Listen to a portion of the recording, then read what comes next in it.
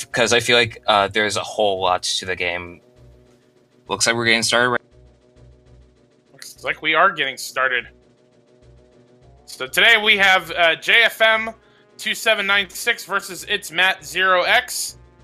And as you can see, both runners are starting in the Kokiri Forest as young Link, and we've got JFM making his way over to the maze game to get the one chest that's over there.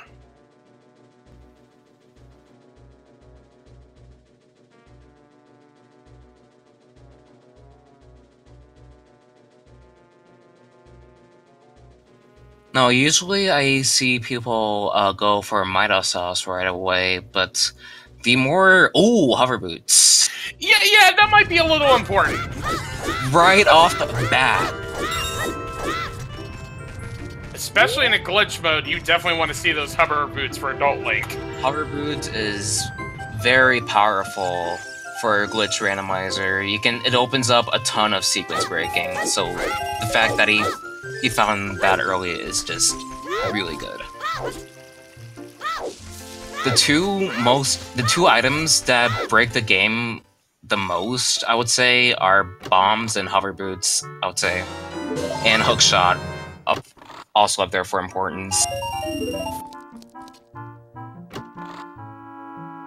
So if you get bombs, hookshot, and hover boots really early, you can just break the seed wide open.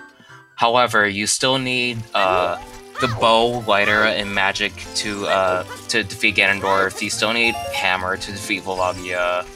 Still need the boomerang to defeat Baronate and Jabu's Belly. And the mirror shield to defeat Twin Rove and Spirit Temple. Yeah, because even with being able to glitch through things, you still need the items to actually beat the bosses. Yep.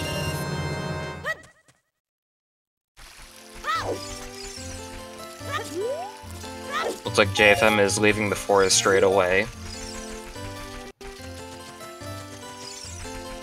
Now, people, for an opening route, there are like multiple things you can do. If you have the rubies for it, you can go to Decatry right away. And I say if you have rupees because you need to buy a bunch of sticks and you need to buy a shield as well. If you don't have enough rupees, people like to just leave the forest right away. And after that, people either go to the South Hyrule Field area and get their Sphere 1 checks there, or they go straight to the market.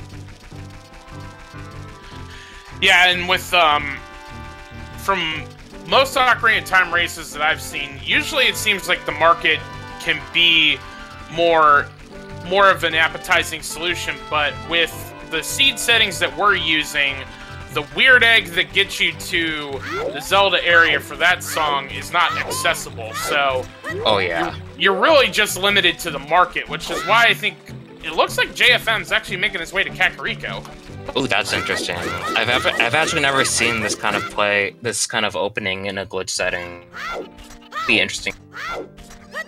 But to your earlier point, Matt is actually heading for the Lake Hylia and being able to do those Sphere 1 checks you were referring to. Mm-hmm. It's funny, when we first started doing randomizers, the speedrunners, the people who speedrun OT for a while, they would go straight to CAC right off the bat, out of habit, because that's usually the first thing you do in a speedrun. So it's interesting to see that make a return in Randomizer.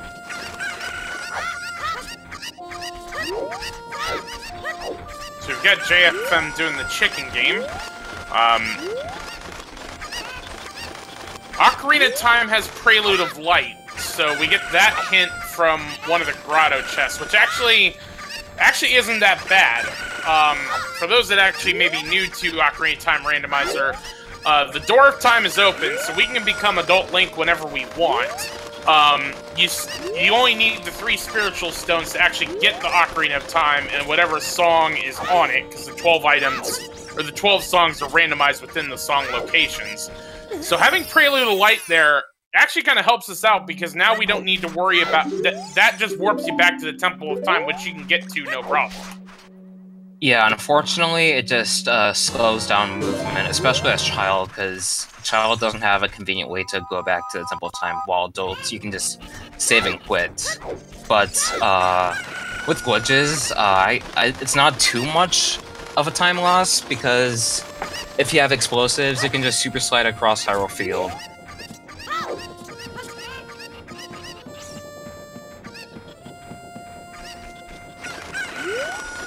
So there were questions in question in chat because we did mention that this is a glitch tournament, but there is two glitches it looks like we don't allow, which is item manipulation and wrong warping. So what are those?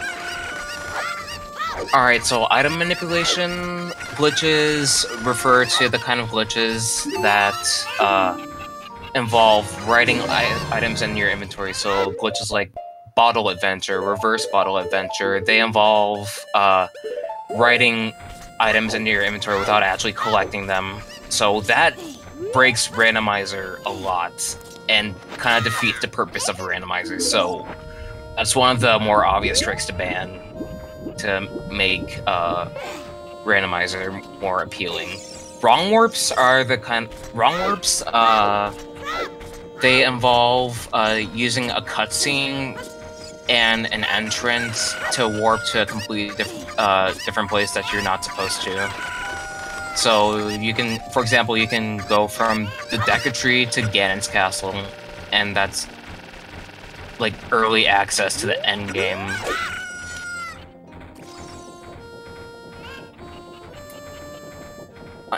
But wrong warping isn't as... It's more restricted compared to item manipulation glitches, but they're more so banned as a precaution for people like breaking the seed like really hard or whatever.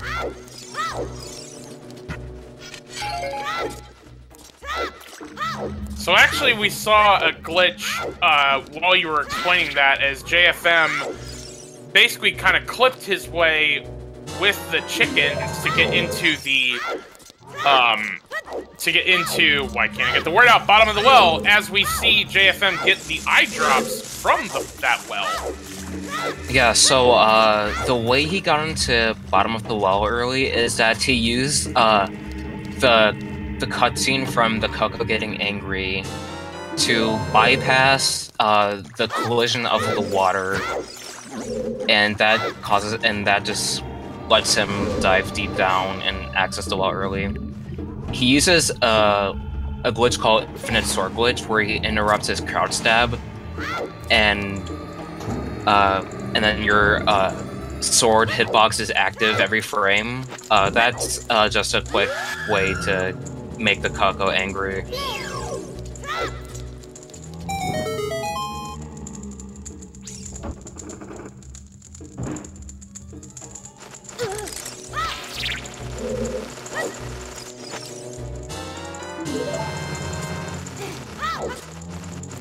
Alright, so Matt, meanwhile, is still on those Sphere 1 checks and gonna do some fishing to try to get the big fish for the item off the fisherman.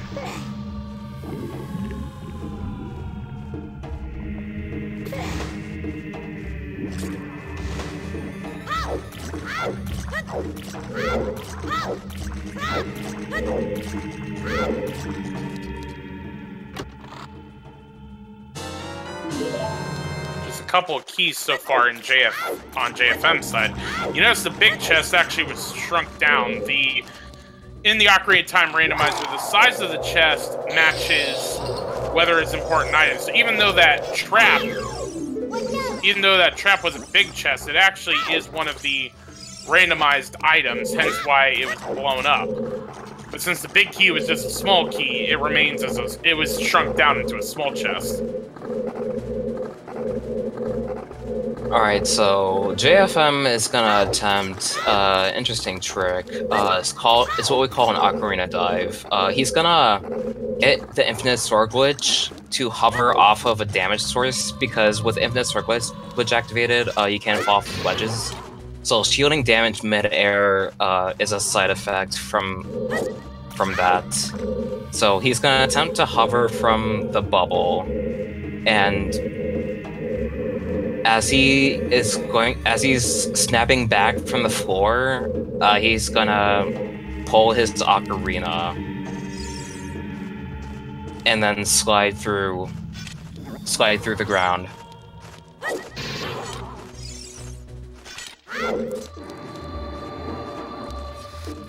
Unfortunately, he's having trouble with this, so he's just gonna back out from it now.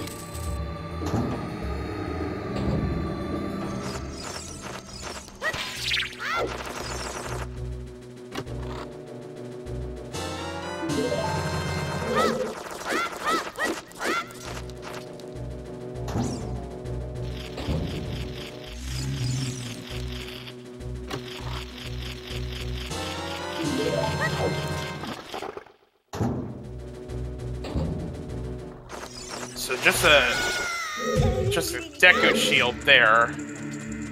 There's a couple more items left, and I think that's going to be it for the well.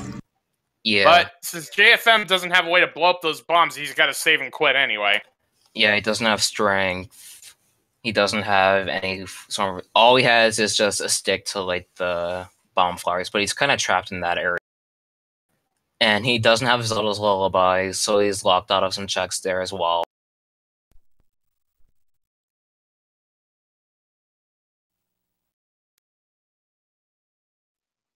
Actually, I think since JFM didn't really find anything in the well, it looks like I think he just did a hard reset.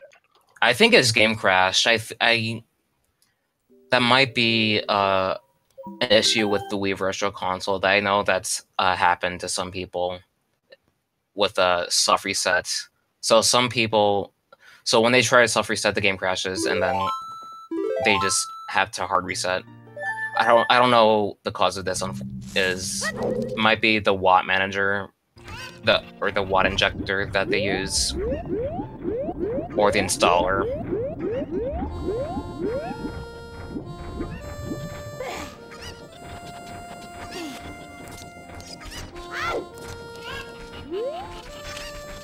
Well, either way, JFM decides he's had enough, and I'm not really sure if he's gonna head out of Kakariko or what he's doing next. Yep, looks like he's heading out. Probably gonna head to the market because he's past some time. Actually, no, time of day doesn't matter because no weird egg.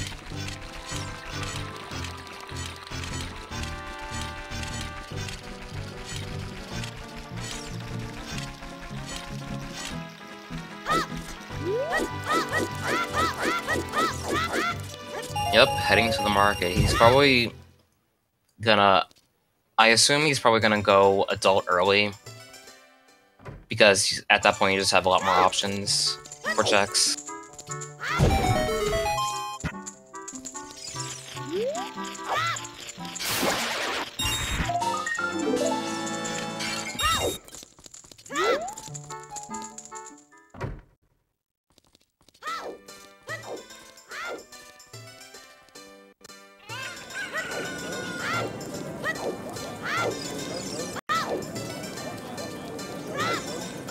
Looks like we're gonna go to the shooting gallery first. Yep. Hit 10 rupees, get a prize. Interesting thing about the shooting gallery, you actually don't need the slingshot in order to do it.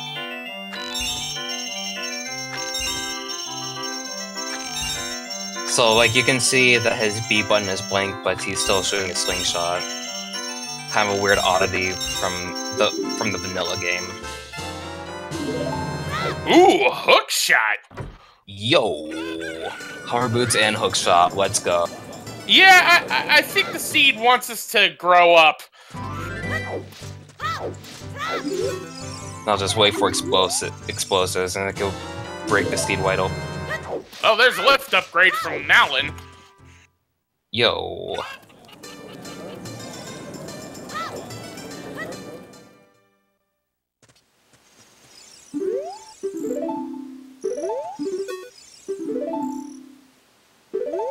Alright, so Burning Cack has Requiem of Spirits, so you have to defeat, you have to get Forest, Fire, and Water medallions to unlock that song. And Requiem is honestly like one of the more valuable warp songs out there, because Spirit Temple is very out of the way to just travel by. Alright, so Shadow and Deku Tree are spiritual stone medallion. So Requiem is going to be very important to have.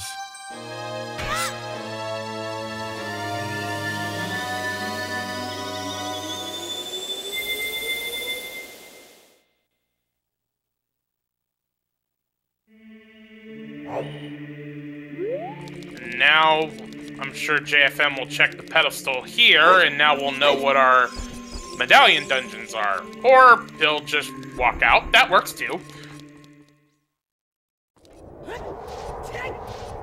It's interesting that he checked the altar as child instead of adult, because you get way more information to know which medallion dungeon is which. Say, like, the Forest medallion unlocks a song. The Forest, Fire, and Water medallions as a whole, combined, they unlock a song. And the Shadow and Spirit medallions together, they unlock an item. So it's good to know which dungeons have which medallion, so I can just base your routing off of that. Yeah, there's a couple of questions in chat noting that JFM was able to become an adult without the Ocarina of Time, which, you know, with Ocarina of Time Randomizer, normally the door of time is open, so you don't need the 3 spiritual stones to get the Ocarina of Time to then open the door. So you can become an adult. The thing is that you may need a song that's on the Ocarina of Time from the 3 spiritual stones. Today it's the Prelude of Light, so we're kind of thinking not really going to be necessary.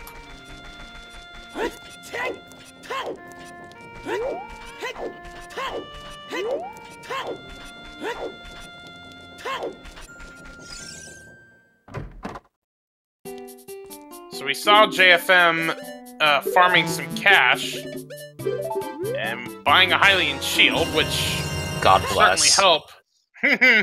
Yeah. There's a certain, like, there's a particular, like, kind of kind of a meme going on, like team never buy a shield versus team always buy a shield kind of thing. And I personally never understood the idea of not buying a shield. It's consistent. You need a shield.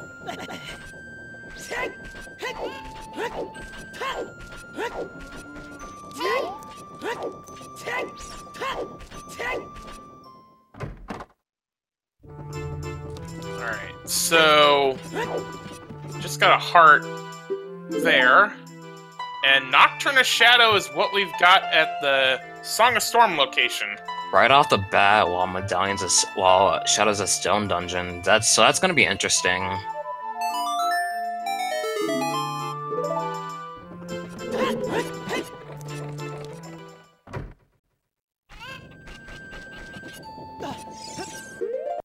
Have we seen any Way of the Hero hints yet? No, I have not. It kind of makes you wonder, with early hover boots, early hook shot, kind of makes you wonder if the seed is trying to push you towards the Shadow Tempo. Blah, words. Shadow Temple. Hope not. Wait, did JFM check the Cuckoo Lady already? I think he did. I don't think there was anything of importance. I probably missed it then. Because to me it just looked like he skipped her completely.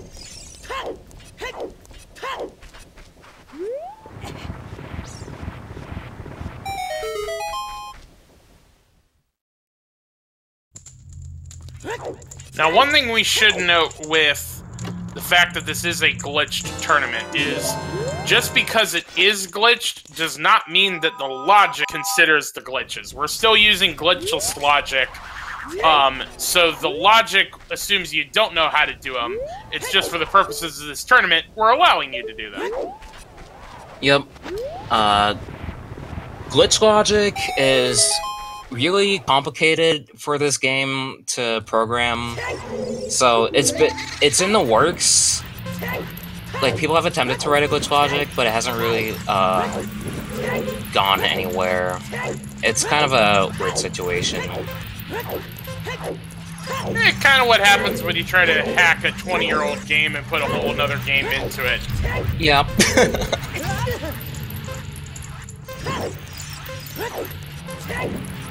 Especially since glitching in this game is like very, very powerful. Anything can be open to you.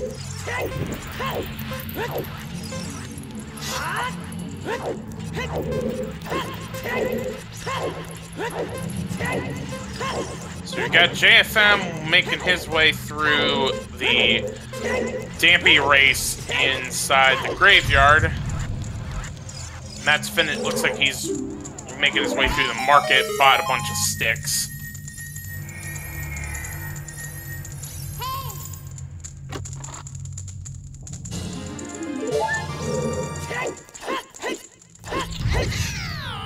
It's so weird to try to void out in the Dampy race with a small chest, because usually you have certain muscle memory based off of how big the chests are.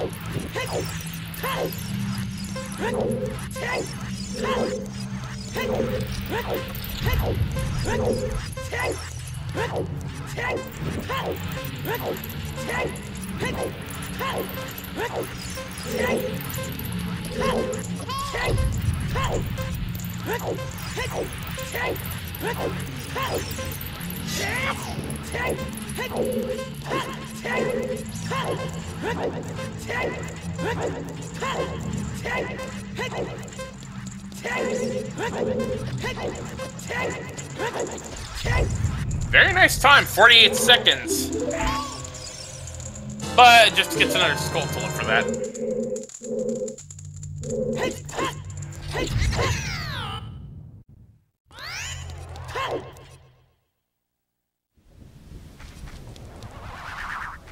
Matt still seems to be farming cash.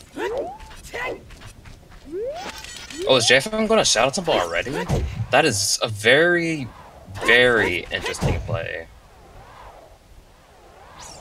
Because Shadow Temple is very item dense, has a lot of checks, but usually Shadow Temple has a lot of requirements in the logic that it usually doesn't. Like, it's a big gamble. It's a big gamble. Sometimes Shadow Temple has progression, but most of the time Shadow Temple doesn't.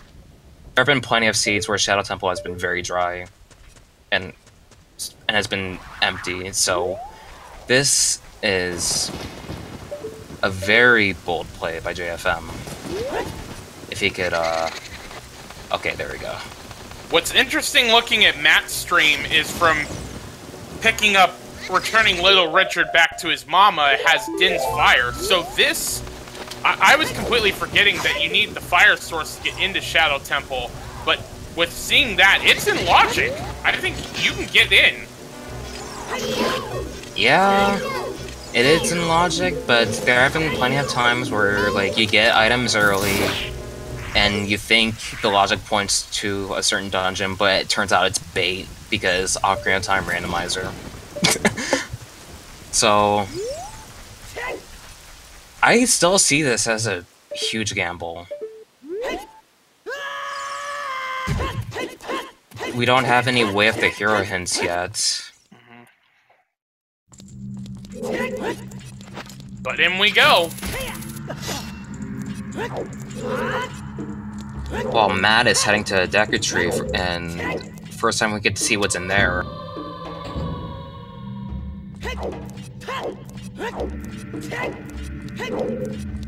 Also gonna check on a couple of the hint stones. Alright, Requiem of Spirit, as we said, is gonna be on those embracing that hint.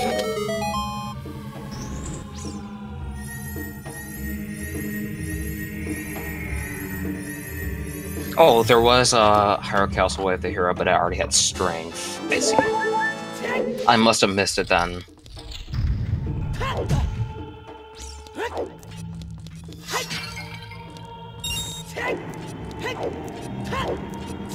Oh, Chad also reminded me, just because we get Din's Fire, we still need the magic. The ability to use magic. Mm-hmm.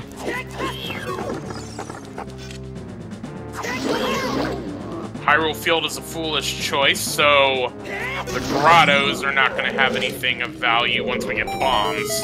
Nope.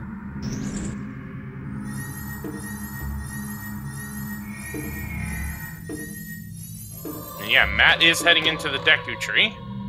I probably should have explained how JFM got in. So, he did a trick called a hookshot jump. It's where during Link's, if you mash hookshot during Link's bonk animation, he gets into this weird state where he's like staggering, where he's waiting for a certain amount of time to pull a hookshot for each frame, and he uses that. Oh, he's leaving Shadow Temple already. Okay. So he uses that animation to interrupt the hookshot to gain height. And then he used the Infinite Sword Glitch to do a Steam Walk. To end that, and that lets him to slide up into the unloaded area of Shadow Temple, and the loading zone is always active. So he's able to enter the loading zone while the collision for the door isn't there. And right now, he is reloading the graveyard 18 times in an attempt to unload the Sun Grave, so that way he can get in without Zelda's Lullaby. Meanwhile, we got a bug in a bottle in Deku Tree. And as you see, we have a heart container on the Skulltulas because for this tournament, we have token sanity enabled, but just within the dungeons. So the tokens, the gold Skulltulas in the dungeons, have their items seeded with everything else in the dungeons. The Skulltulas outside still have their Skulltulas, and as you were saying, JFM was able to unload the grave, so now he's in the Sun Song cave. Yeah, that opens up a free song for him, which normally you need Zelda's Lullaby for in access.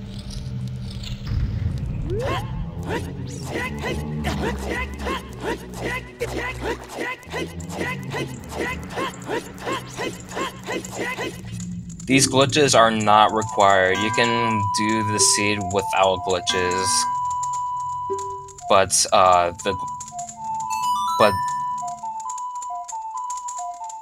having the option to do glitches it opens up a different dynamic to the seed, despite the seed being beatable glitchless. Alright, so we got Serious Song off of the Sunk Song location. JFM, I guess, is setting up a Death Warp. That's gonna help for Child. There's a check in Lost Woods for the Skull Kid that requires Serious Song. And go into Darunia. You can clip into Darunia without Zelda's Lullaby, so you can check Darunia pretty early. And you're also able to go into the Sacred Forest Meadow as adult. But that is technically out of logic, since he doesn't have Zelda's Lullaby.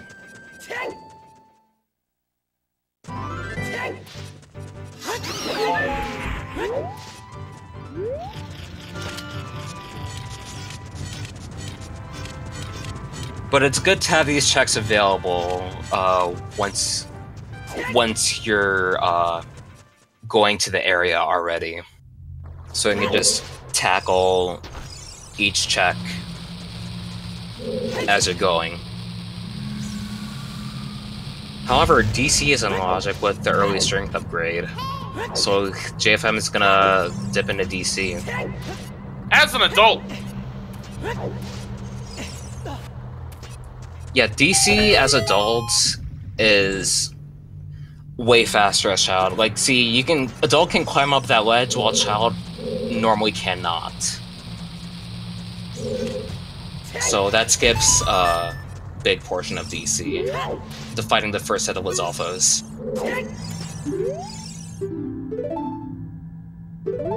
Okay, so Bigoran just has a gold Skulltula token, so we're not going to need to worry about getting the claim check. So those eye drops that JFM lost in bottom of the well, not going to need to worry about those. Yep.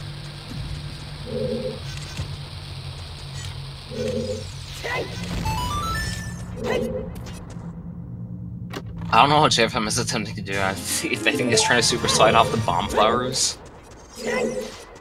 for swag.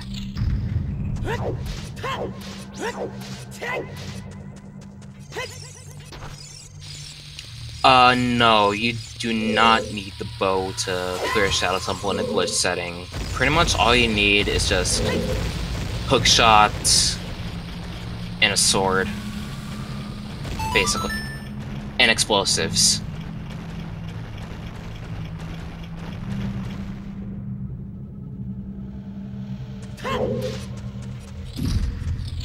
But in an accessible setting, you ideally need bow or long shot.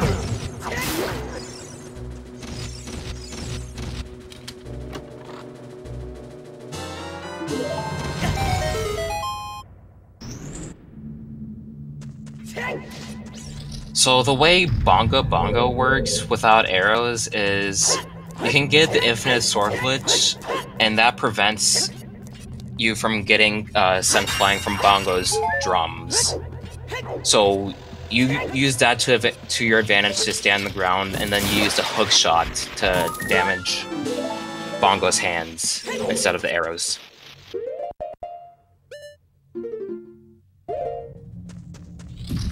It can be doable without the infinite sword glitch, but it's pretty hard.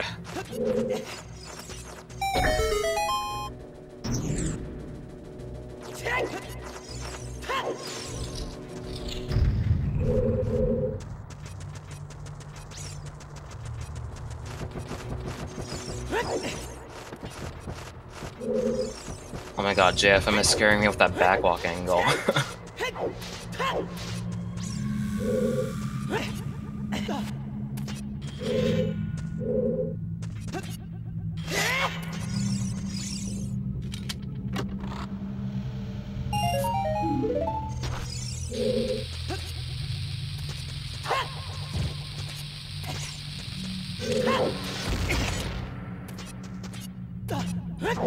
That's weird that Matt did the full Ocarina minigame, because that's supposed to be shortened.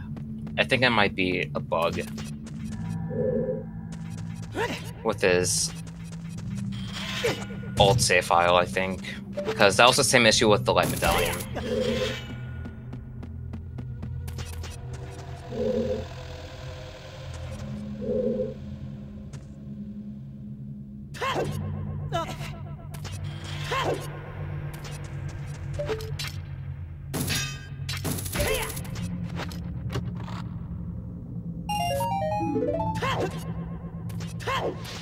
Yeah, small chests, they usually have junk items. It usually means they have junk items, but if it's a big chest or a gilded chest, if it's a big chest, then it has a progression item, but if it's a gilded chest, then it's a dungeon item. So like a small key, a boss key, or a map or compass.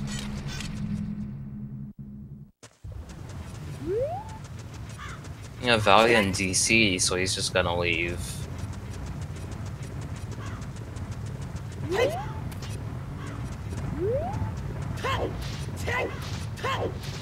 He could open up Link the Goron since he has strength upgrade, and he can also head to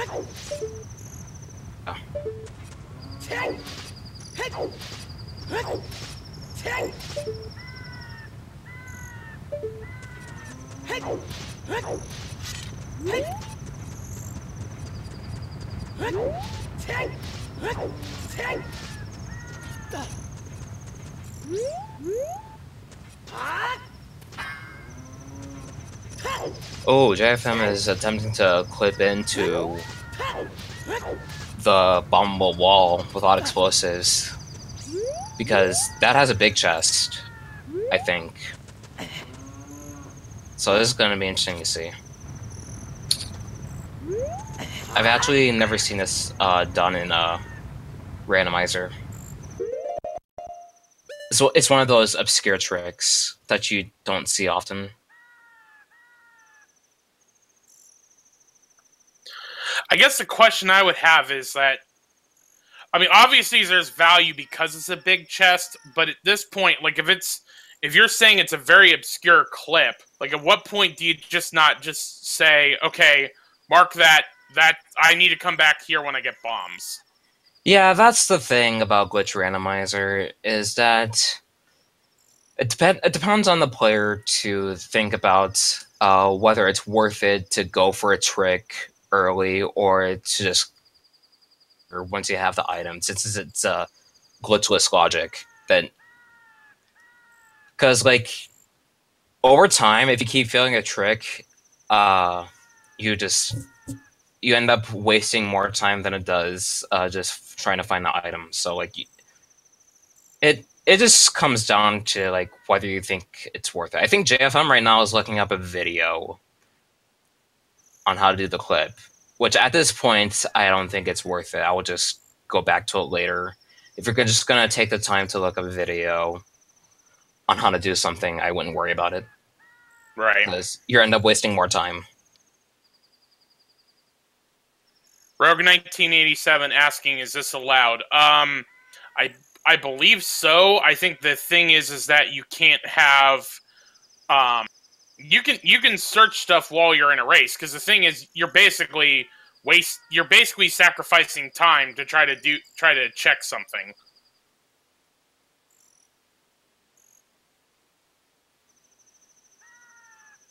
And as Chad is also pointing out, as long as you're not checking the other runner's stream and cheating based on what they're doing, that's pretty much the only thing that's not allowed in terms of video watching. Yeah, basically. If you're just looking up a video on YouTube, just like looking up how to do a trick, that's perfectly fine. As long as you're not getting information about the seed from other players.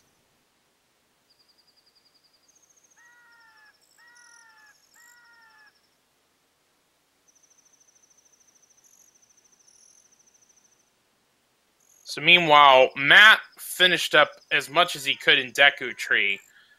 I mean, it's actually is possible to finish Goma and get up there, but you have to know there's like a specific trick to basically jump your way up to the ledge as Child Link. Otherwise, you either need bombs to basically do another jump, or why am I thinking of it? The slingshot to do it vanilla.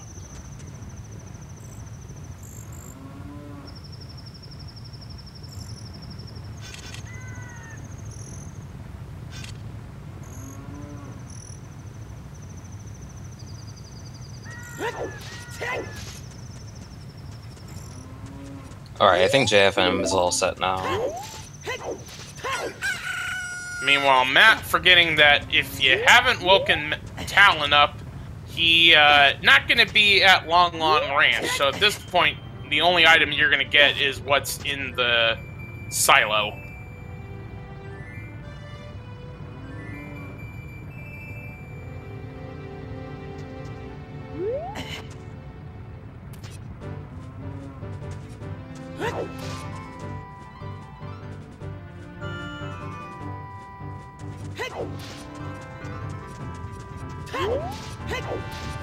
I'm really surprised that JFM is this committed to getting this item early.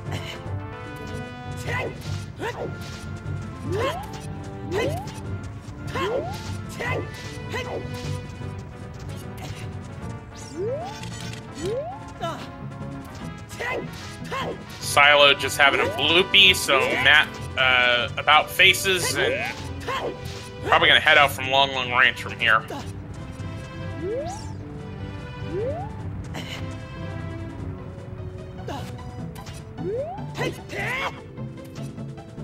Looks like he got it. And it is a Kakiri sword. Oh! Well, it's gonna help out for a child, but that's not really progression. No, no, no.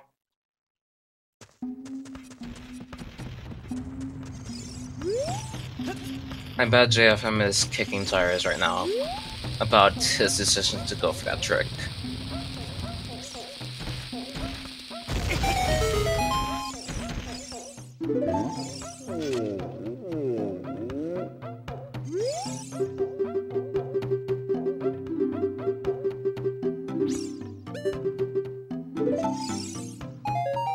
Alright, bomb choose from...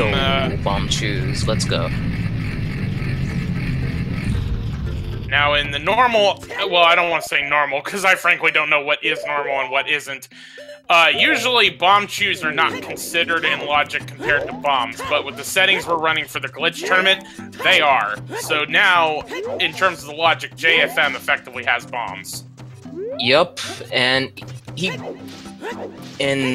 with the fact that he has explosives, he's basically open to do a lot of things now. Though granted, he still needs his required items to beat his dungeons.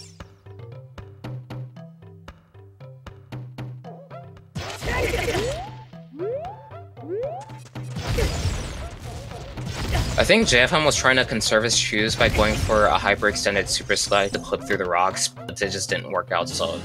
Oh, it seems like when you pull out your shield, you blow up, so I think that worked on conserving the bomb shoes.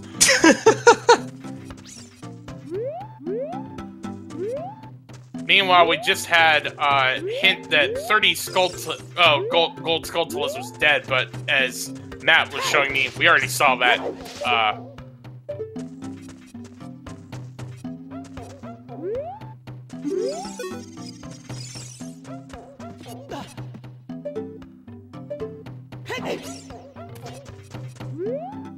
I think JFM is trying to look at the chest behind the hammer rocks.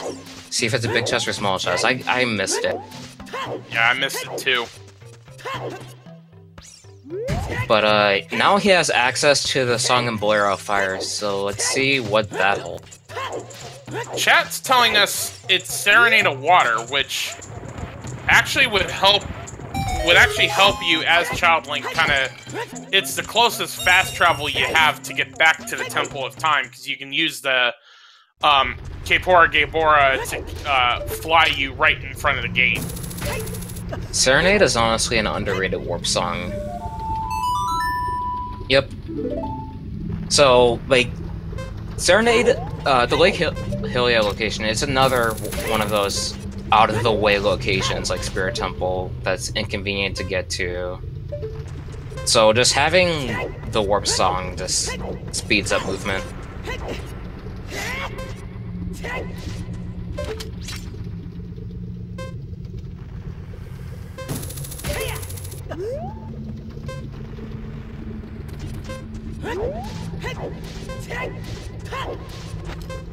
And to make it clear, JFM is not wearing the Goron tunic. His Kakiri tunic color is just red, just set to red, as per the cosmetic settings.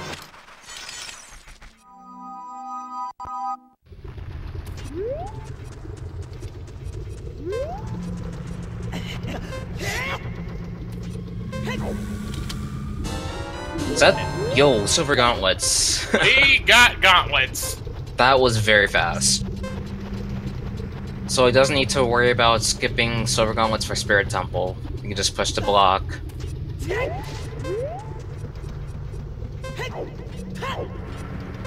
It also opens up 4 checks in GTG. I think you could skip the block in GTG. Oh, 40 Skulltulas has a strength upgrade. Alright. So, he could skip that. He could skip that. Yeah, because that really just opens up the Great Fairy near Ganon's castle. And It also... maybe... Oh, go ahead. It also opens up Light Trial, which you can also clip into without strength. But having Gold Gauntlets is just quality of life at that point. But under an accessible setting, you would normally need Gold Gauntlets. And with these settings, Ganon's boss door is locked, so you need the boss key to progress in Ganon's castle.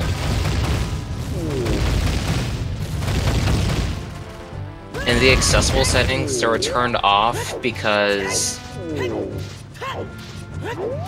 seeds were already long, and for the most part, you had to just... You're very likely to find Gold Gauntlets anyway for Light Trial, so it's just speed up for accessible, but for glitched, since you don't need Gold Gauntlets, you don't have to worry about the hunt for Gold Gauntlets. And with those bomb chews that JFM got from the Little Goron, he's making his way back to DC. He can actually he can actually finish DC now. He can light the eyes with bomb chews, and he can beat King Dodongo with the bomb flower, since he has strength.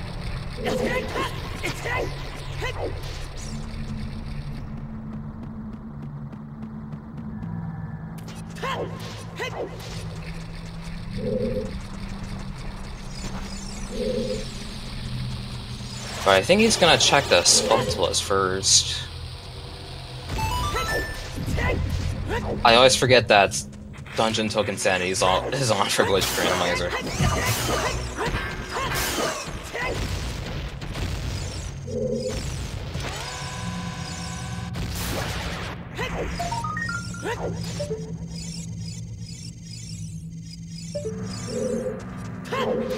Looks like he just used the bomb chew to kill the Skulltula. I wasn't able to see what item that was because his stream is. I think he's dropping frame. Yeah, whatever it was, it looked like. If I had to take a quick guess, it looked like it was the Stone of Agony, but either way, it looks like JFM's not worrying about it. I like how the Stone of Agony is literally useless now, again. Now that, hints don't require anything.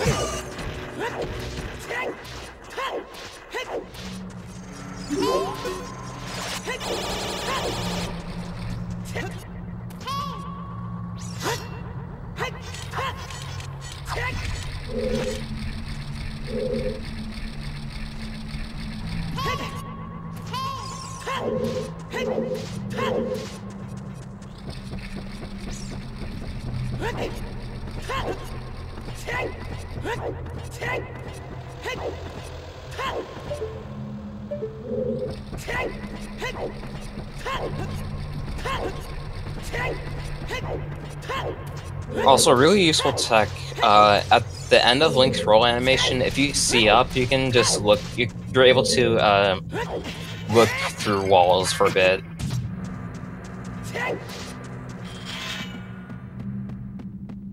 So he's using that to his advantage to check the chest sizes and the freestanding models.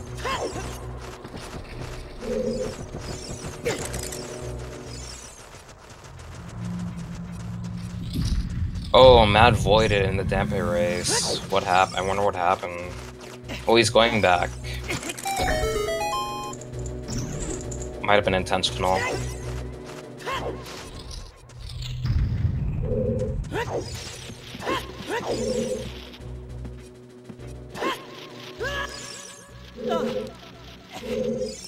Alright, so interesting thing about this room in DC, when the stairs aren't blown up, it gives you easier access to that Skulltula up there. There are actually even there are even vines next to the stairs if they're not lowered. So just if you come back to that room in reverse with the platform, the high platform, and just go up the vines and that stairs, and you can just get that Skulltula easily without scarecrows. I'm pretty sure what he got was a compass. Yep, that's what it was. Actually, I think those vines are essentially the vanilla way you're supposed to get that Skulltula token. Yeah, they are, along with the Scarecrow Song. For a while, I thought it was only Scarecrow Song, but then I learned about the vines. I'm like, wow, that was crazy.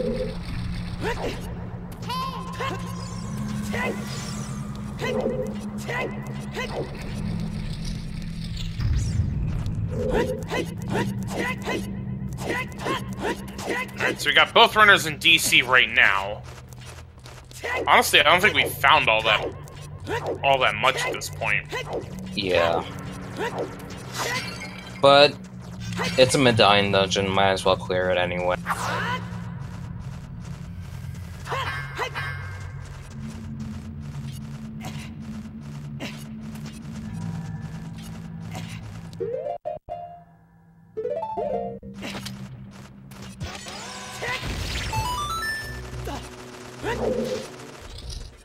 Yavomar asking in chat, what's with the little D-pad on the HUD? Can you equip items to that in the randomizer? You can't equip items, they're just there for quick access to the boots and the ocarina. Yeah, so, normally you have to, like, pause the game a lot to equip and unequip boots, and you have to take up an extra C item slot to equip your ocarina, so that was just added mainly for quality of life. Also, what JFM did earlier, he used a Deku Nut to detonate a bomb chew. So it's one of those things that a lot of people don't know about OT. Those small things.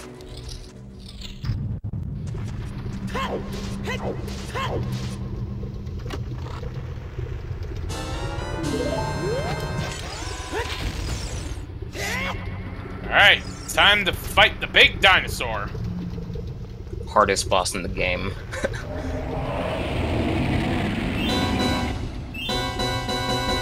I detect a hint of sarcasm in that statement.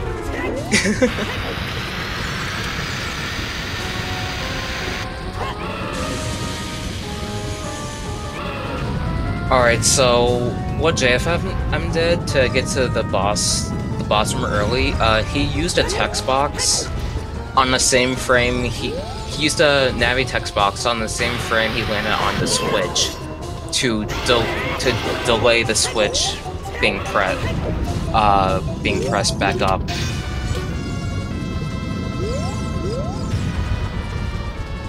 Usually cutscene properties delay switches like that.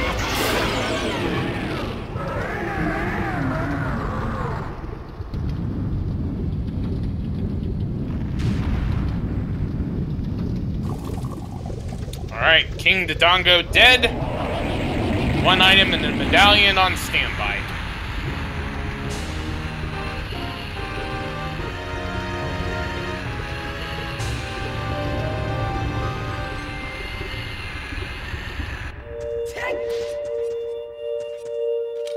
But just a Skulltula token, which actually gets JFM to 10. So we can do that item check once he gets out. Plus the medallion that we got, because I didn't see it, Shadow Medallion.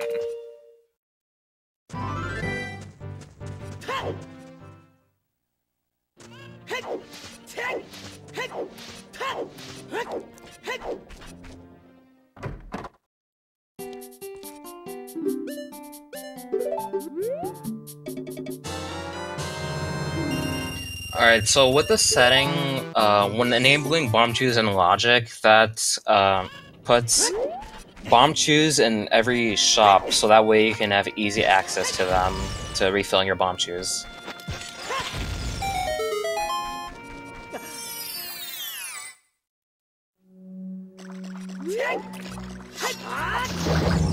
got the re-dead chest here.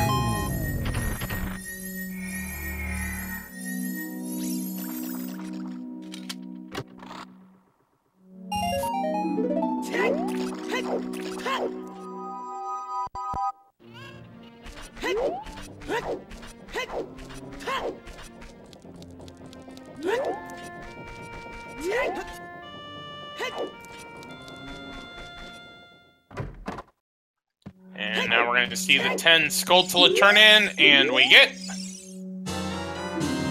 Jebaited.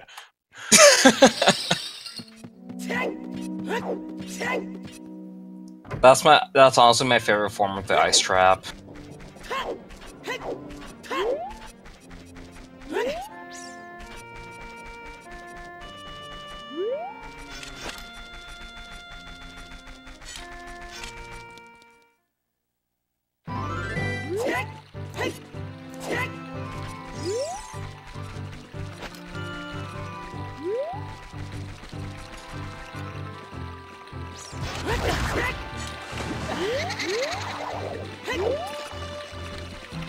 Alright, so JFM attempted to do a Mega Slide Hop and used the water to preserve his speed.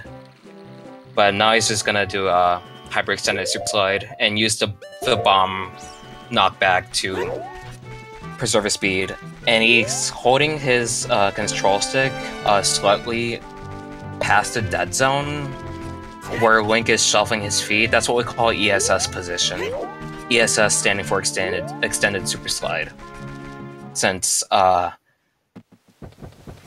was originally how this variation of super sliding was found. It was found from standard super sliding, which involves rolling into a damage source, shielding a damage source, and grabbing an object.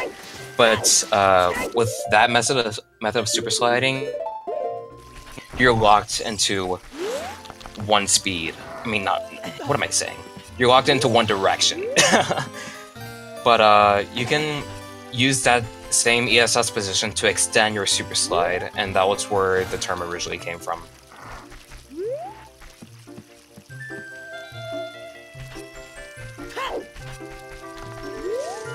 But you can use that same position while taking damage from the bomb and shielding.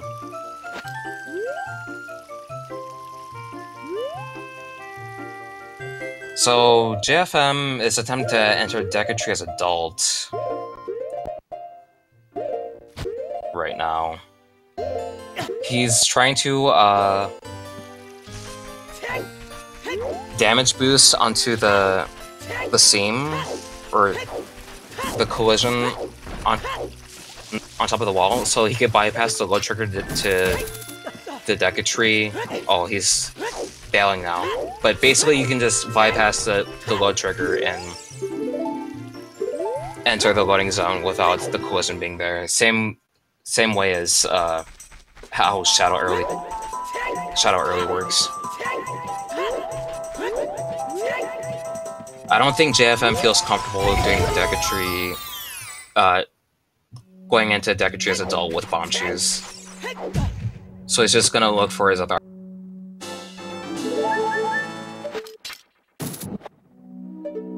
I mean, realistically, other than the damage upgrade, and I would assume being able to bypass the basement, what real advantage do you get from doing Deku Tree as an adult?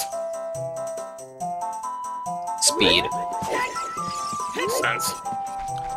So, also, there's a minor glitch you just saw there where technically you need Serious Song to get past Mido but JFM there did a convenient jump to be able to just get past him, even though, well, he had Serious Song and whoa, there's Slingshot. That opens up Child Spirits and the Slingshot minigame in Lost Woods, and logically opens up Deku Tree.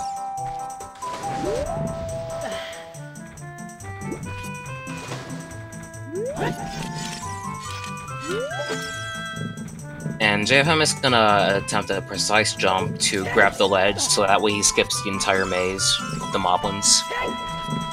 He's gonna check his hints here. GTG worthless. GTG worthless, God bless. And he's gonna get his song and minuet location. Makes me wonder if he's gonna go to Forest Temple early and get the medallion for that.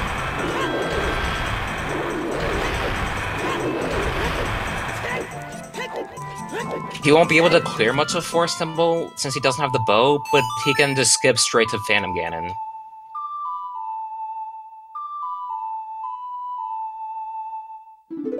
So we got Epona's song from Minuet of Forest.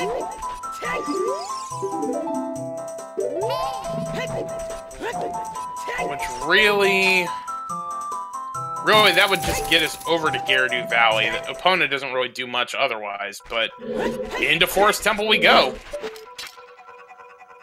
The main thing you need Epona required for is the game in Gerudo Fortress. And it also makes it more convenient to hunt down big Poes. Because if you try to hunt down Poes on foot, the chances of a big Poe appearing is like really stupid, so you want to be on Epona for that.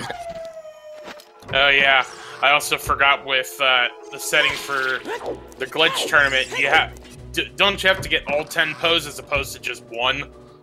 Yep. So yeah, that's a thing. Well, you can use tricks to just duplicate Poe bottles and skip the entire Poe hunting entirely.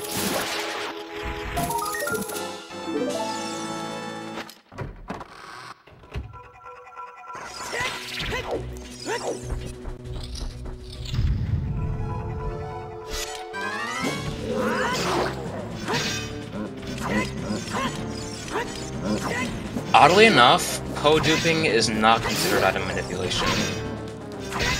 I thought it was weird too. I thought it would be IM, but it's not officially considered in the rules. So you're technically allowed to do it.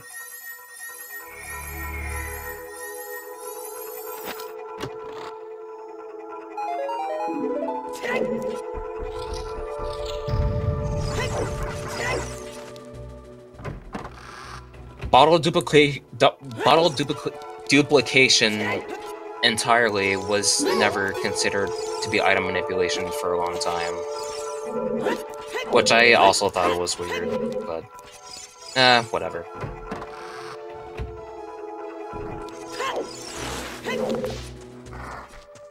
Alright, so you see JFM doing what we call a ledge clip. He Z-targets on the first frame Link grabs the ledge, and that alters Link's position and lets you clip through collision.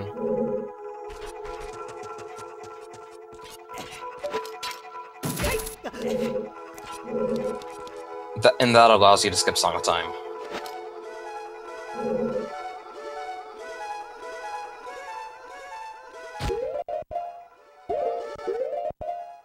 And what JFM is attempting to do now is a damage boost. He's gonna equip Hover Boots on the second frame of damage, and that gives him a boost to just jump and grab that ledge.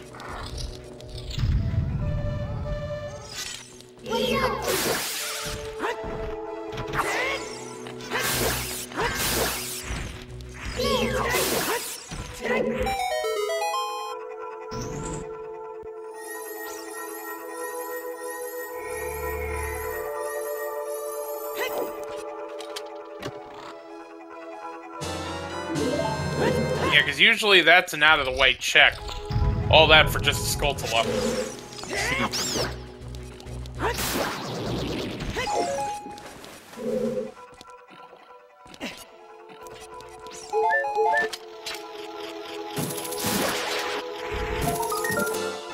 But we got a small key off of that Skulltula.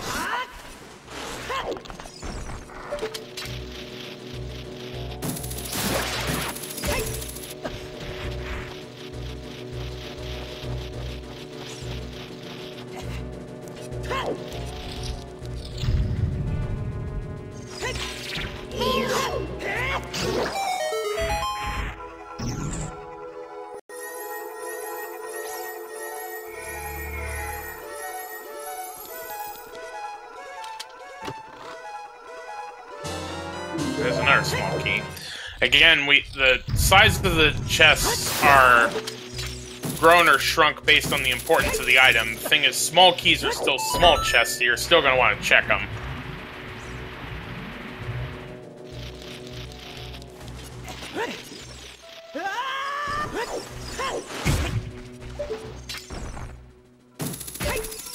Like, there's a big chest there, so that's important. Let's see what that has.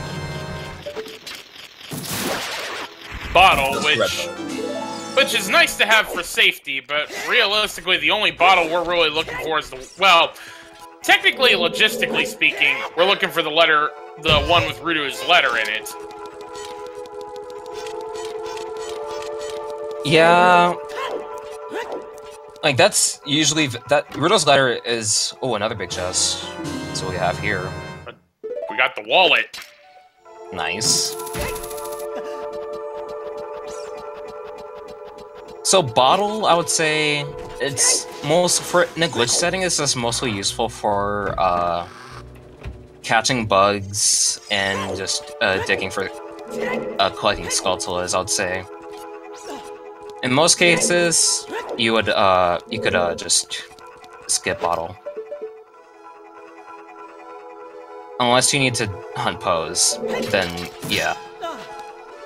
Alright, so JFM is gonna get a precise angle and then clip through this ledge, and then boom, he's in Phantom again.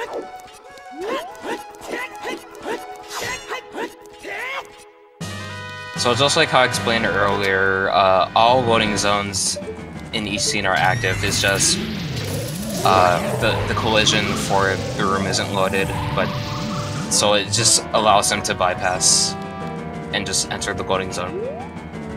Thing with Shadow early, same thing with Decatree's Adult.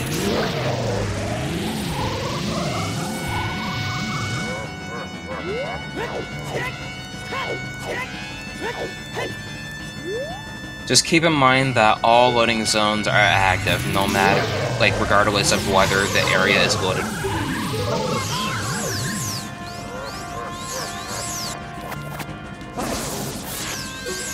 So that infinite sword trick he did infinite sword trick he did there is basically making Phantom Ganon a lot easier than normal.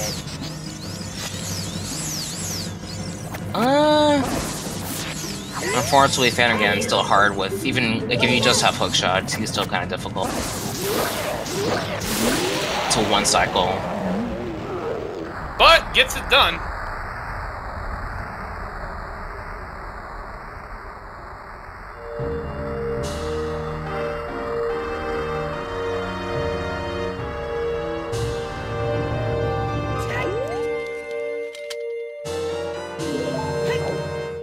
There's another bottle. I think we've seen all three. We're just waiting. The only one left would be the one that would have the letter in it. Yeah.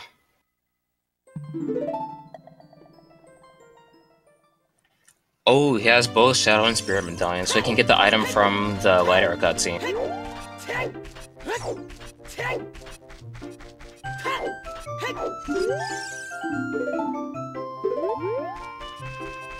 I'm just really curious as to where Zelda's Lullaby is. Actually no, because Zelda's Lullaby isn't, has less logical requirements. So, you know what I'm thinking with all these bottles? I'm thinking Ice Cavern. Technically, don't you need the letter in order to move King Zora as a child to move him as an adult in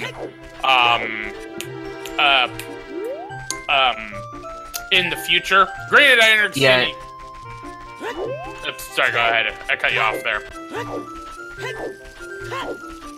What was I gonna say? I was gonna say, yeah, you normally need Riddle's letter to move King Zora, but you can bypass him, but it's good information to have if you find Ruto's letter. But yeah, otherwise I think that makes sense in terms of what you're thinking.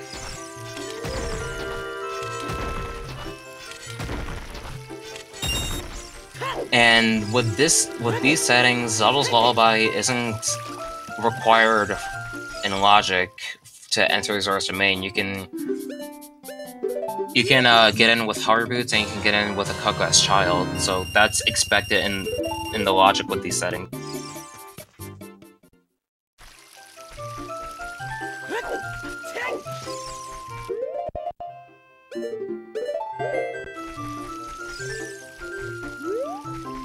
Looks like JFM's gonna try that clip again to get into Deku Tree.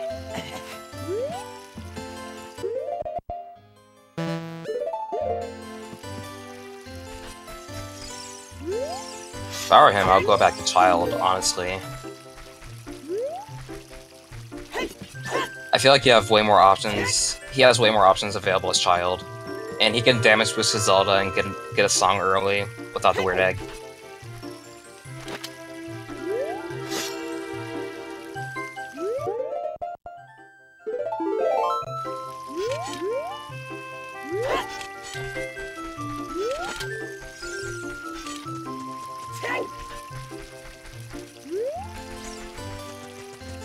Looks like he's bailing again. And if I recall, from Matt's Dip to Deku Tree, there wasn't anything important there? Nope. Nothing that I saw. Alright, then.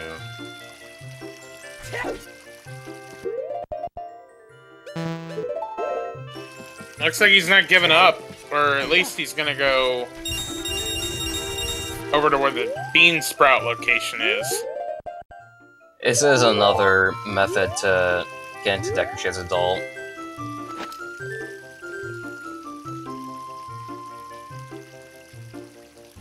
I'm just surprised to see how committed he is to do these sequence breaks.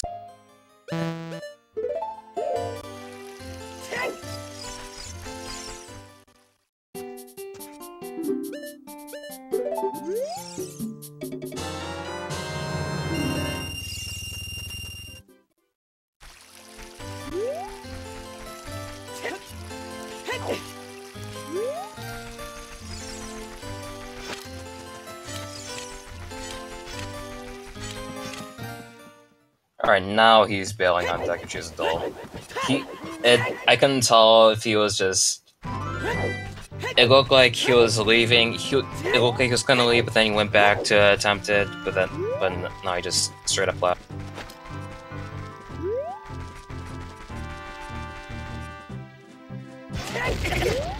Now, what is he gonna do now? Is it gonna go to the lake?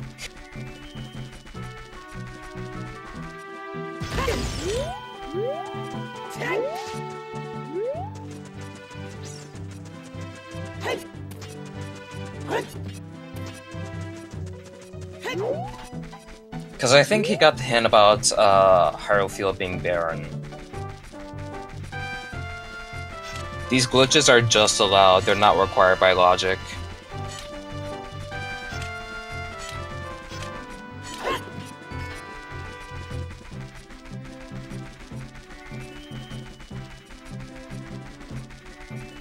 Actually, he's heading somewhere else entirely. Is he going to Gerudo? He's going to Gerudo. He might be rushing the Song and Requiem location because GTG is also barren, but I don't know if... I'm pretty sure JFM saw him.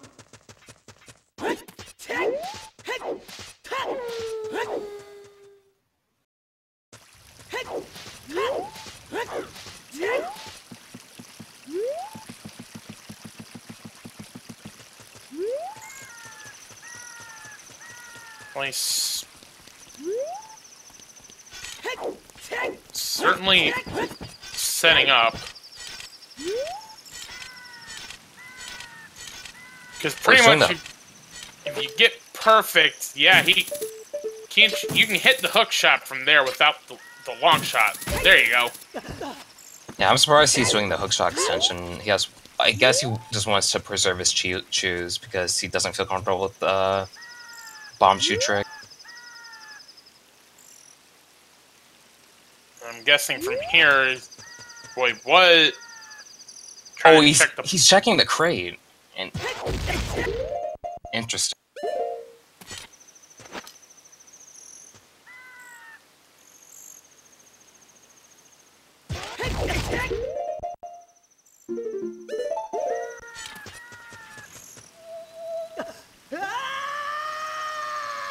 And just a bit outside. Oh no.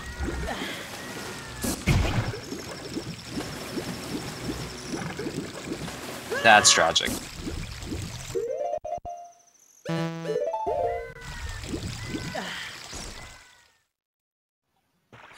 He does have the option to beat Water Temple, get the medallion there. Because in Glitch, Water Temple is a very short dungeon. You can just skip right to the boss. Fire Temple is on the way of the hero. Ooh. That's probably gonna change his game plan right now. Probably.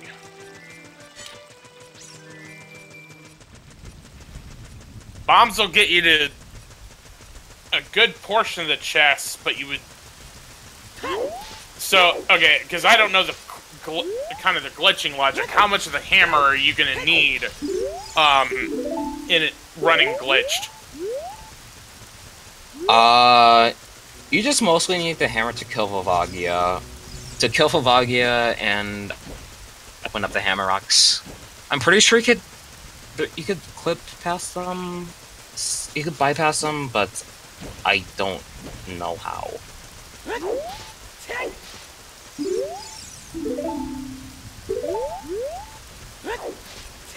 You can bypass the hammer rocks in Goron City for sure, but I don't know about the ones in Gerudo Valley.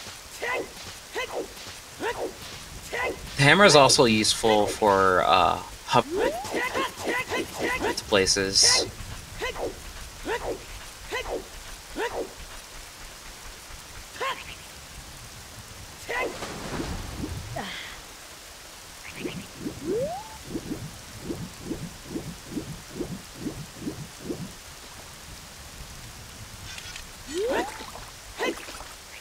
Looks like JFM is still trying to clip into Water Temple, though.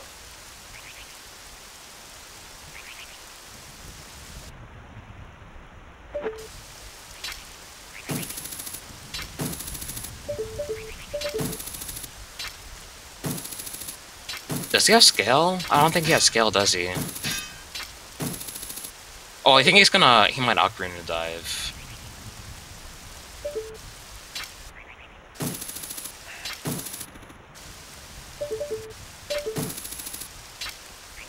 At this point, I'll just do the house clip, honestly.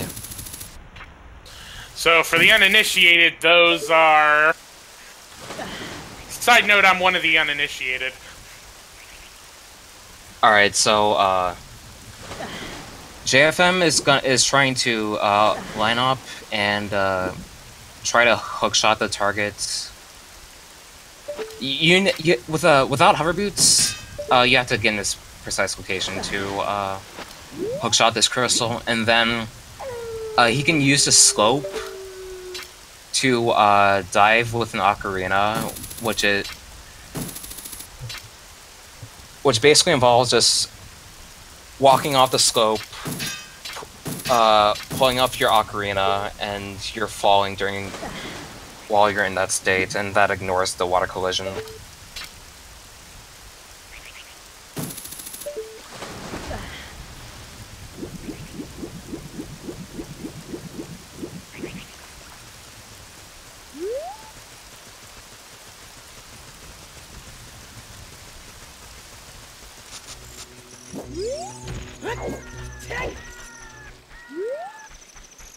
Alright, I think he's just gonna attempt house clip.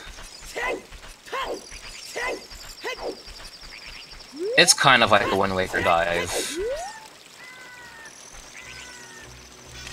In a way. Like, the way you pull it off is similar. but the effects are different.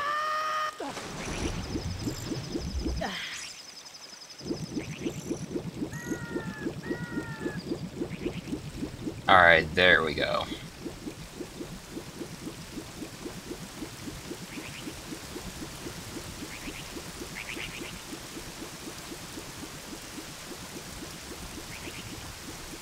So the house, the lab has weird collision. Oh god, he has a bad camera.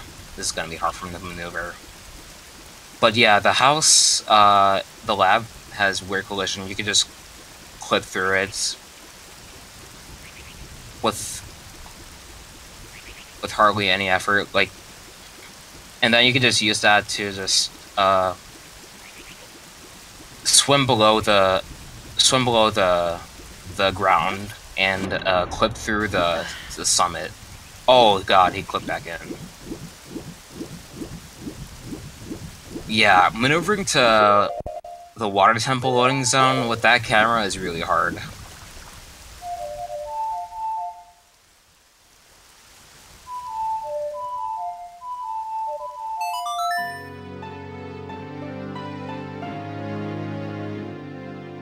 Oh god, Matt's anger the cook, that's not good.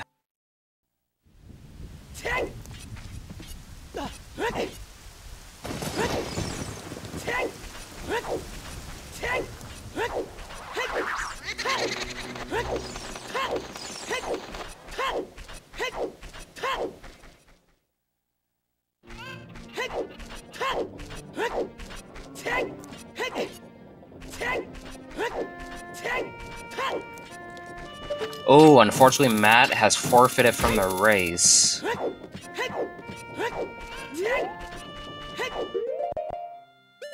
That is most unfortunate. Seemed like he, unfortunately, seemed like he was having a hard time trying to, kind of figure out where he was going. Yeah. Now the only thing is with that, with tournament rules, JFM is not out of the woods just yet. He still has to actually finish this race before he actually will be credited with the win.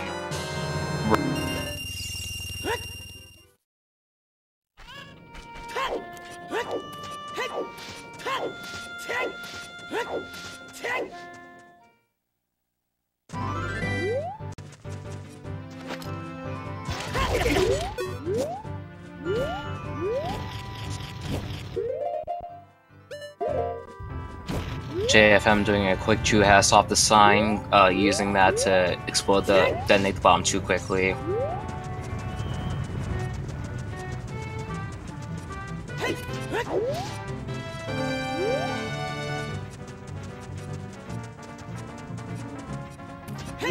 Oh, he forfeited 20 minutes ago, I must have missed that.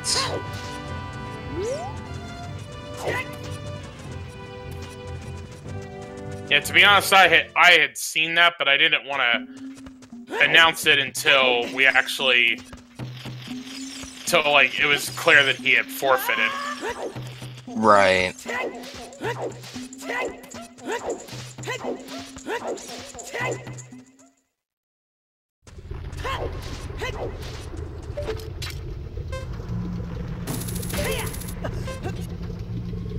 So it looks like JFM is heading straight to Fire Temple.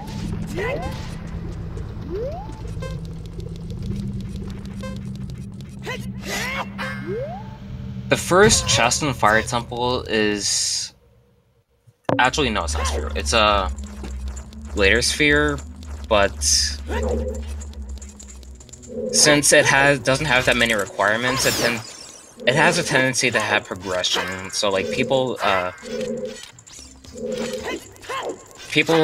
just kind of early dip Fire Temple to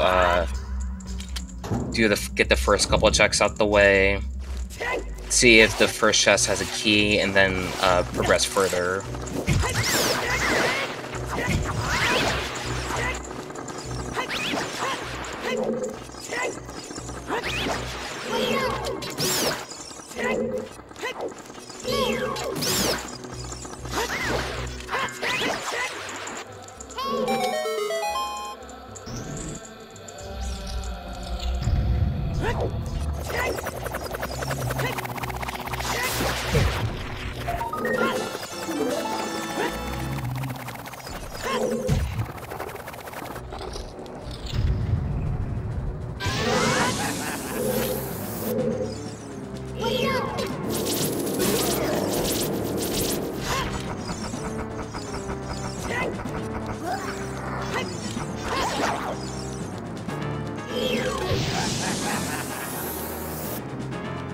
So JFM is gonna...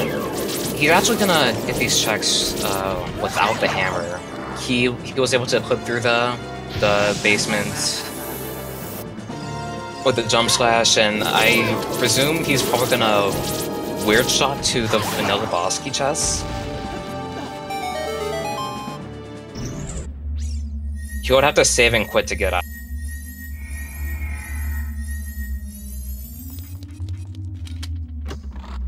Ooh, early boss key. That means a certain dragon is open for destruction. He needs that. Oh yeah, hammer. Small thing. Also needs the hammer to get through that floor button, as you were saying.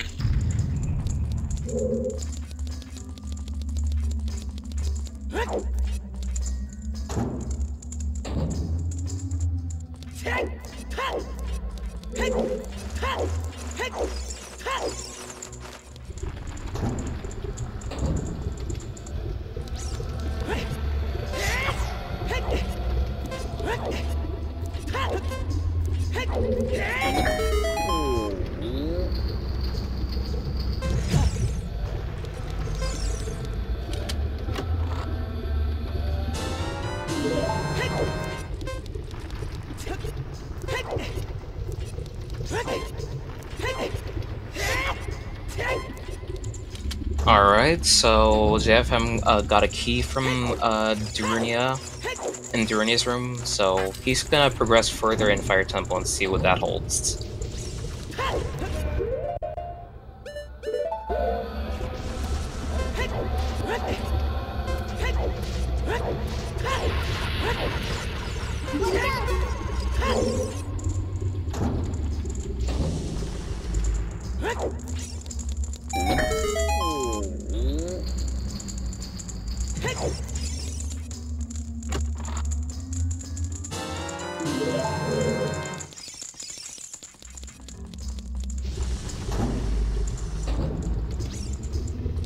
Yeah, the randomizer is built off of version 1.0 of the game.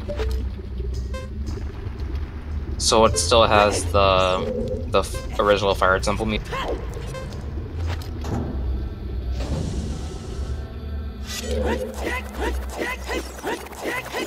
And the Fire Temple music isn't console specific, it's version specific. So not all N64 versions have the 1.0 and 1.1 properties.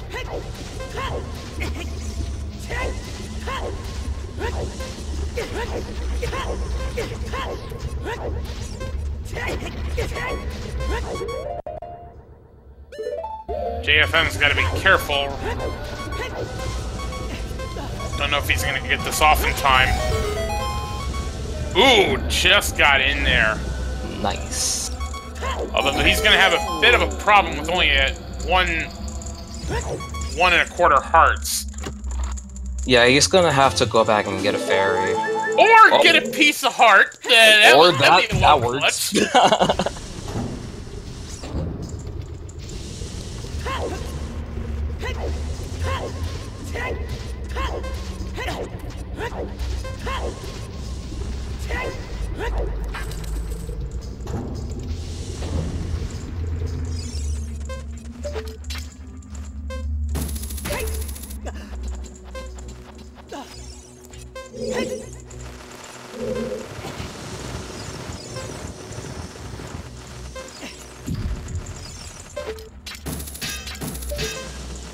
Yeah, JFM has plenty of time now. Thanks for that heart piece. He got so lucky. Yeah, that was quite the luck there.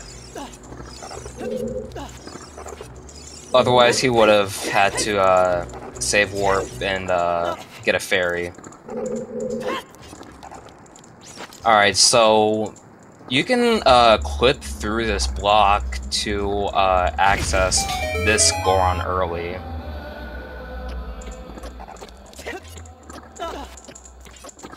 And since that's since it has a big chest, it's gonna be valuable.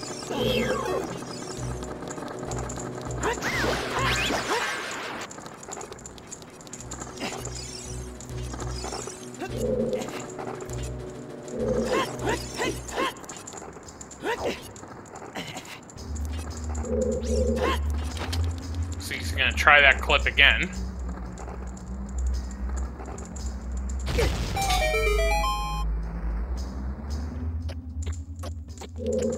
Still no dice.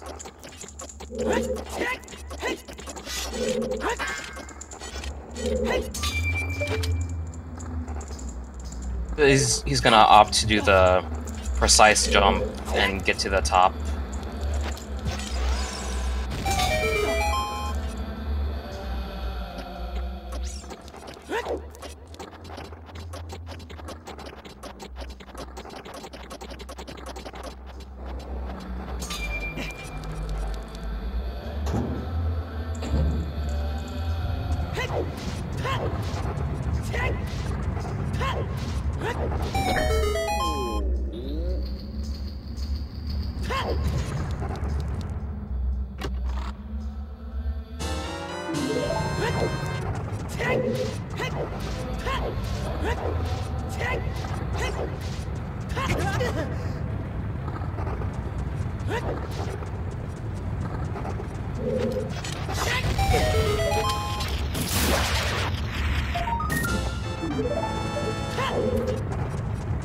Alright, so we got just a bunch of small keys so far, which will help with traversing through the dungeon.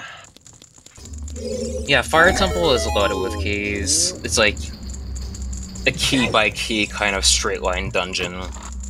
It's honestly the worst adult dungeon in the game, honestly. And usually Water Temple gets all the hate. Water Temple is good. Y'all are haters. Fire Temple is the worst. I'm sorry.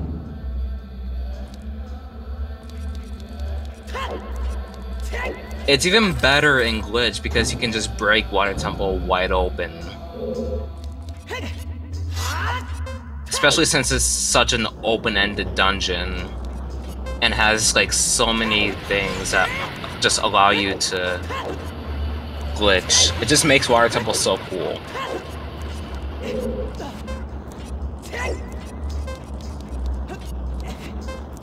Also, Water Temple has a good aesthetic, while Fire Temple's just bland. Fire Temples also sometimes hold ice arrows. You mean the blue fire arrows? Yeah, that too.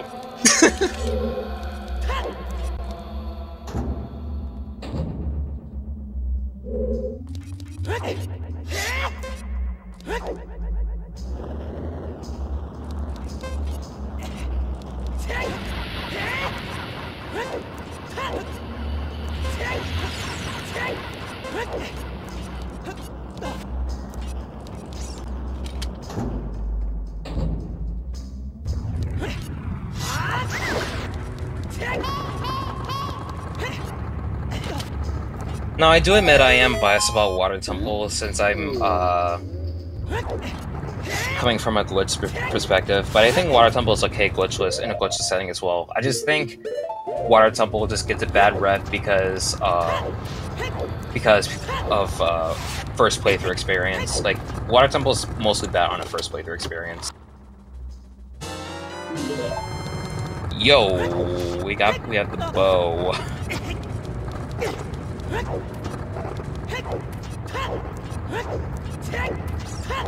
So that's our way of the hero for Fire Temple.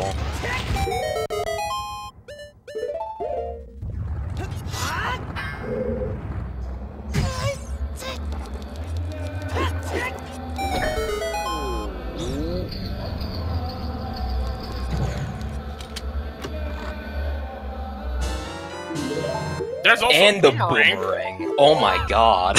Well, so much for the Fire Temple hate there. I hate Fire Temple so much because it's always loaded and screws me over in randomizer races. Every time.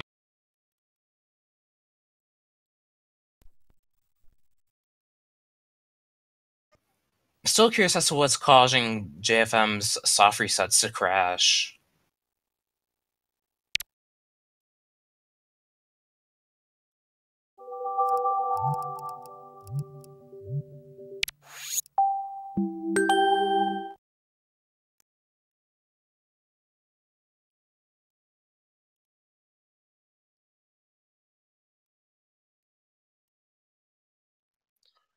You know, we've been here for a while, but we haven't actually had a chance to make sure that we do give a shout out to both JFM and Matt for putting on this race for us. So please be sure to give both of them follows on Twitch.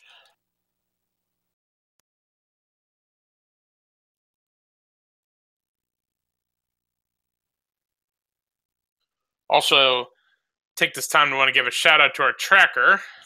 Oh, Matt fell. Oh my god, that's tragic. Ouch. But yes, also do want to give a shout out to our tracker, Bleeding Blue 11, behind the scenes, keeping track of all of these items that we're seeing along this race. We couldn't do it without our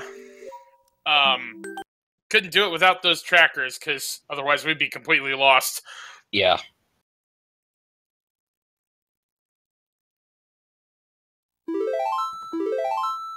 We would also be lost to pirate. I'm sorry, that was a bad joke.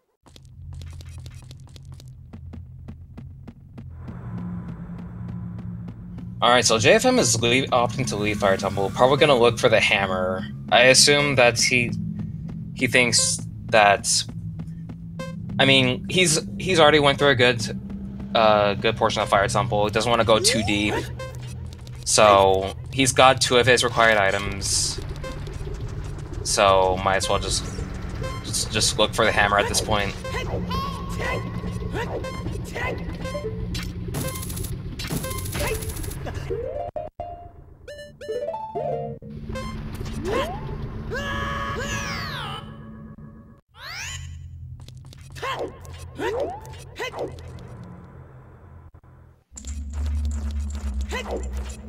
He does not have enough time with this health. No.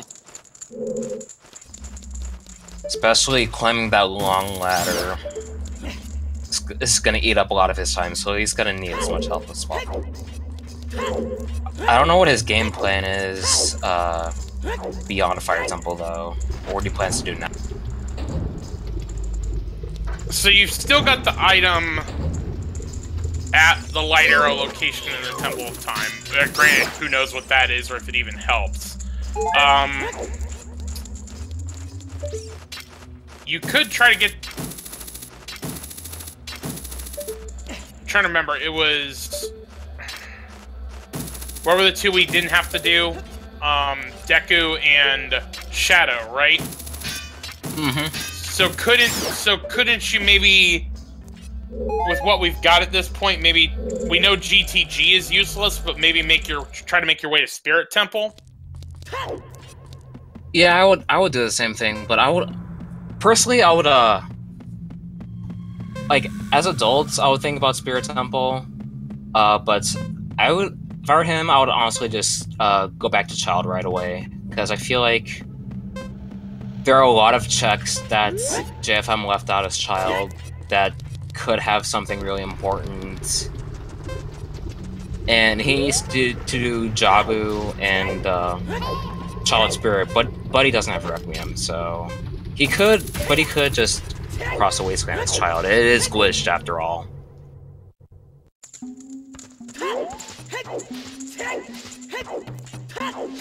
But yeah, if I were him, I would just go back to Child.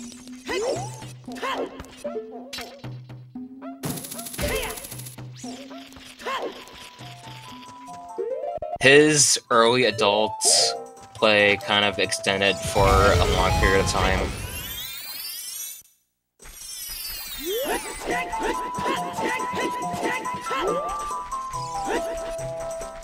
Which I actually kind of had this idea about routing philosophy for glitch randomizer, but the more seeds I did, the more I got burned by that. So I eventually came to the conclusion that it's good to have a long child section before you go adult, and then you tackle your progression as hard as possible.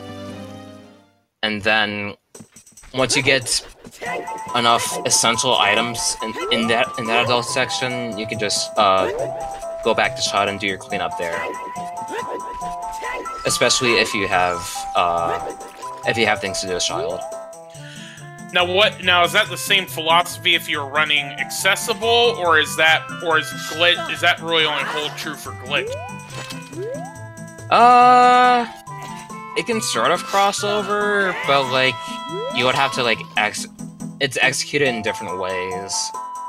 Like accessible, you can easily just go early adult and then go back, because with the restrictions you have, you don't have that much to do. But with glitched, you can do a lot more in early adult, and you can easily get sidetracked.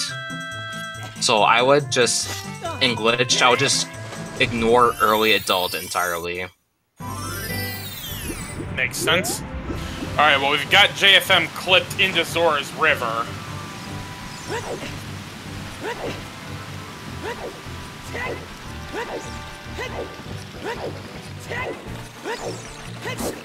You were saying earlier, with all those bottles, Ice Cavern may actually be a possibility here. Yeah.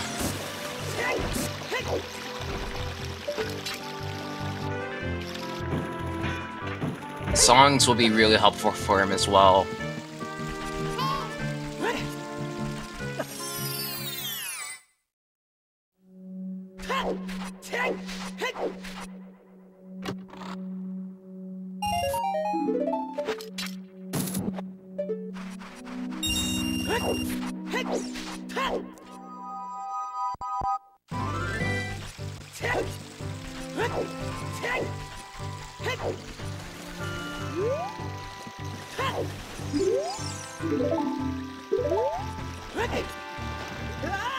So we got that fire temple check, or tint. Matt writing "I give up" on his file selection screen. Oh, that's gotta hurt.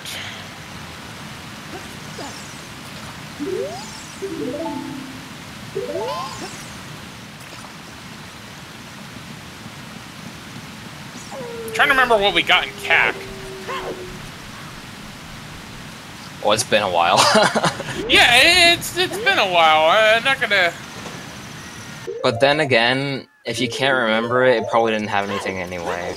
Alright, well, there's the hover clip you were talking about of getting into Zora's domain without ZL. And now, as adults, you can do what we call an acute angle clip, where there are certain collisions with acute angles. You can just jump slash through it, and Adult Link just clips through. It doesn't work as child, though.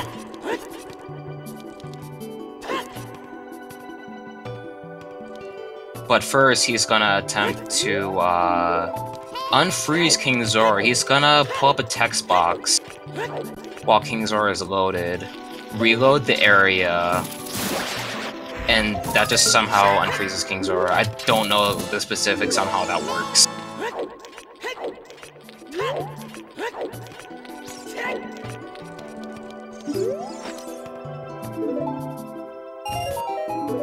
And through all that magic, just gets $5.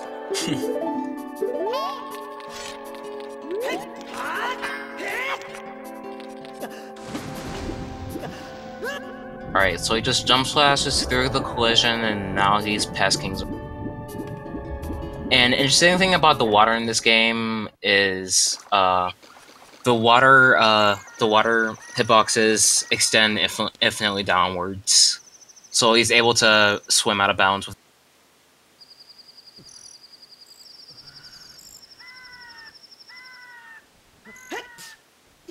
Oh, is JFM gonna enter a job as adult? Oh, sick. I think he's looking up a video. Wait, okay, now inquiring minds want to know, how in the world are you supposed to get to Jabu when, well, Jabu's not even there? Yeah, the loading zone is still active in the adult scene of this map. For whatever reason, I don't know. They just moved it away in a way that you can't access it, but OT is broken, and you can just enter the loading zone through those means.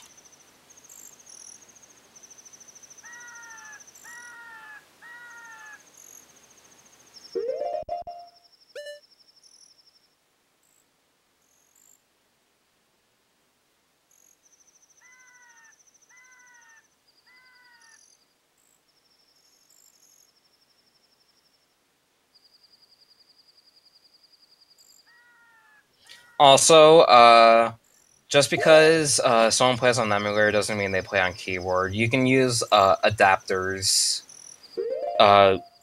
for controllers, and you can use just controllers that are also native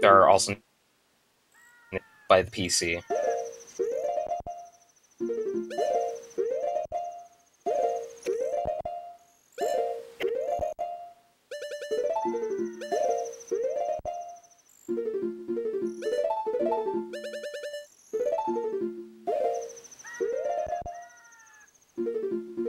Alright, so JFM is going to attempt a Mega Side Hop on ice and equip Hover Boots. And with the Hover Boots equips and unequips, you can carry that momentum to clip through the loading. I'm honestly fascinated to see this.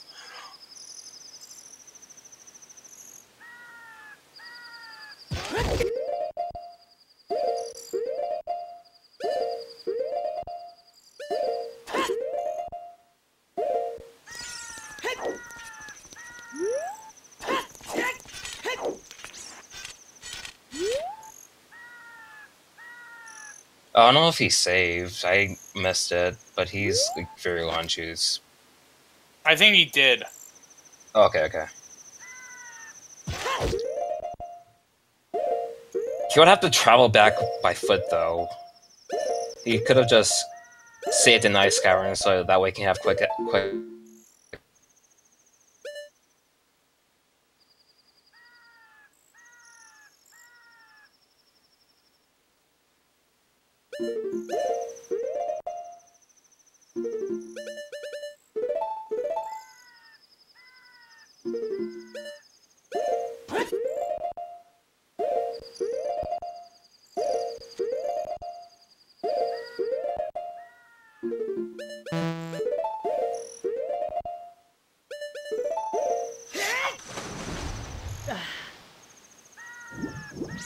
Oh, I think he was a frame late, or just didn't have enough momentum.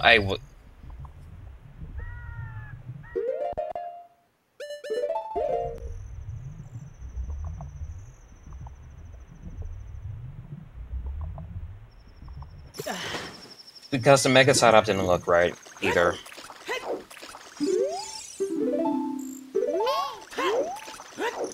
Maybe it's just me not paying attention. And reading chat.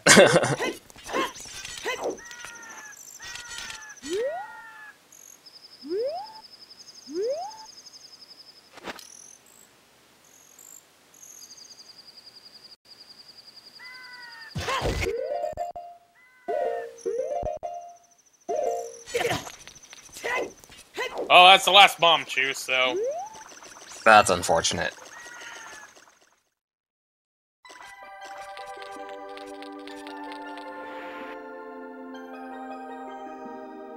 And he can't get past King Zora. Yeah, that's gonna be a problem.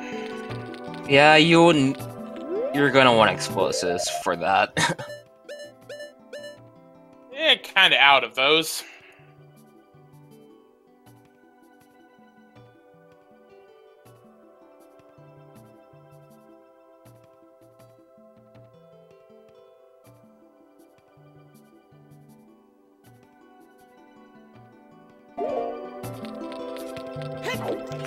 I wonder what's on his mind now. Oh, he's going back. He might be going to Ice Cavern. Yeah, that was the thing I was thinking.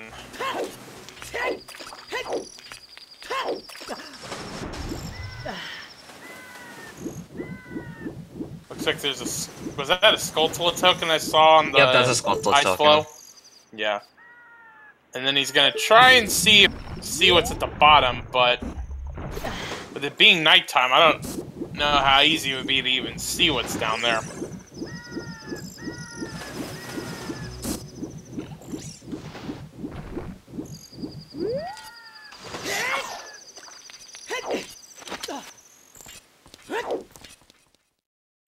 Alright, Ice Cavern we go.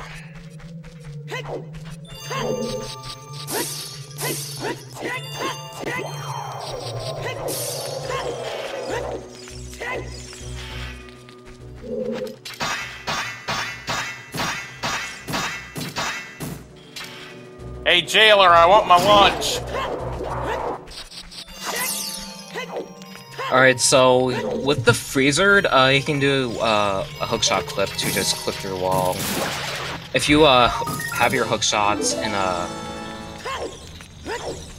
third person while targeting, and you just target right next to like anything that's hookshotable, it just launches Link forward.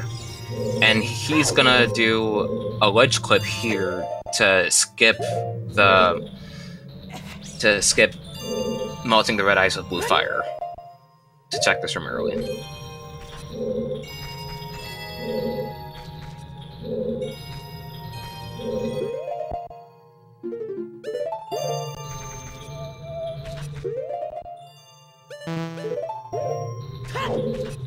And there we have it.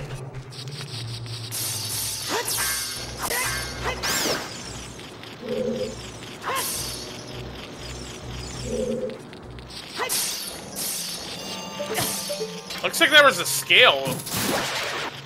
Now, granted, that could be... Well, there was a debate on the gold Skulltula. He got... Oh my god.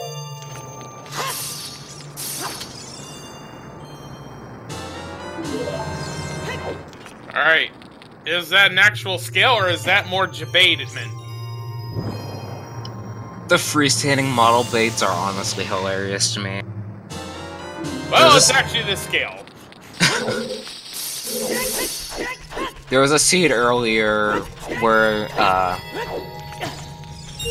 the hookshot model was in the House of Lon Ranch, but it was an ice trap, and in that seed we didn't have hookshot for the longest time.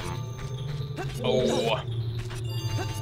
So like that ice trap was just honestly just a troll and just like taunting us. Hey, you're gonna have fun with this seed, haha. I have to imagine that and the hover boots are the two that it's like, oh, I see that item. Wait, it wasn't even the item I wanted. Yeah.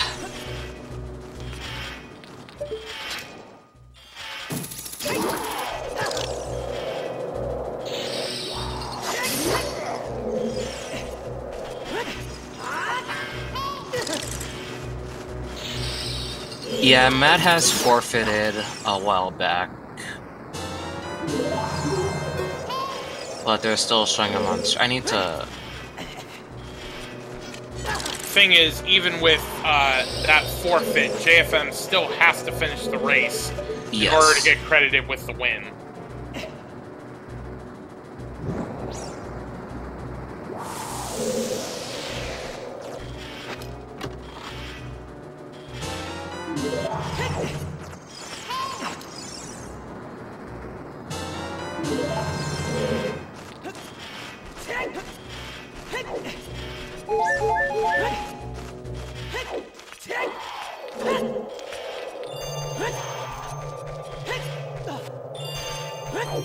I think he's learning B1 skip, actually.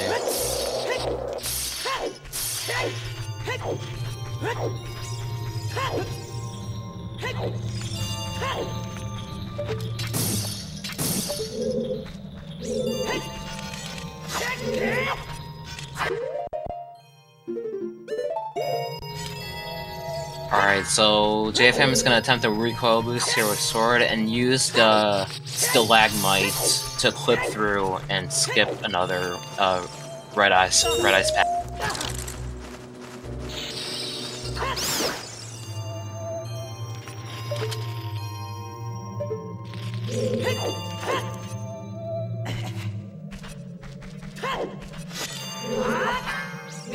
Using hover boots momentum to do forward backflips, and he's just gonna jump slash through the red ice to just get the silver.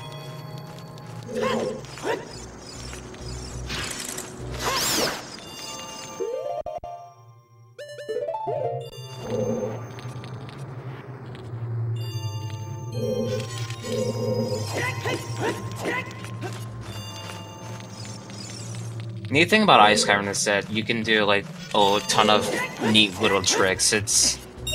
Ice Cavern's honestly like one of the more technical dungeons. Like he's gonna do a precise jump to get onto that ledge.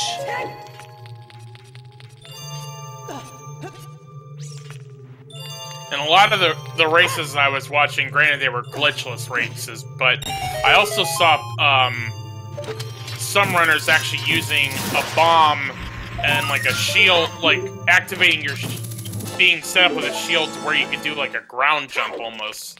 Well, you see, the main reason why we allowed ground jumps in the accessible rule set is because you can achieve the same skips anyway, but with precise jumps. So it's more so to even the playing field. That makes sense.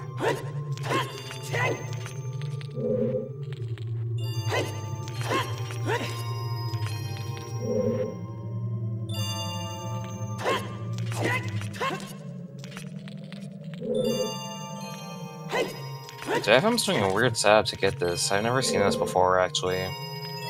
I've seen the jump, but I haven't seen the setup. Oh, he almost had it. Oh, he got OOT'd.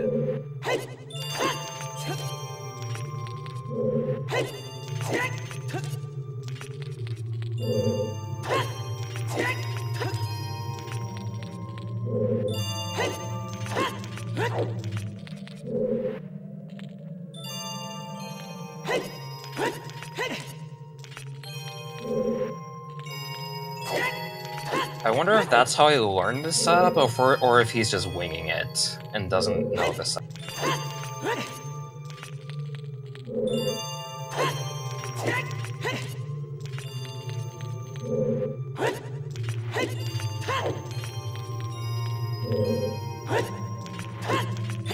I mean, the thing is, at this point, you know, you had brought up earlier, at this point, given what he has, realistically, probably his best option would be to go back to Child Link and just try to finish Deku Tree, and I'm assuming you can glitch your way around to get to Jabu also. Mm-hmm, you can skip King's Aura.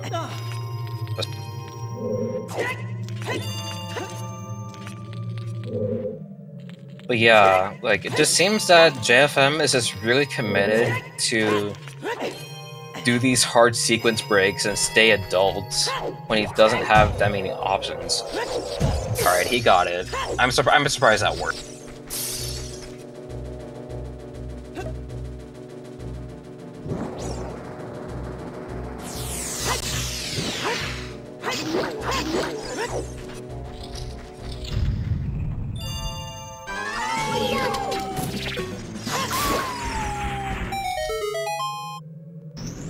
Interesting woeful strat here. You can pull the hook shot to stun him, and you can just instantly just hit his tail, and he's dead. Alright, and for that you get 5 rupees and the Minuetta Forest.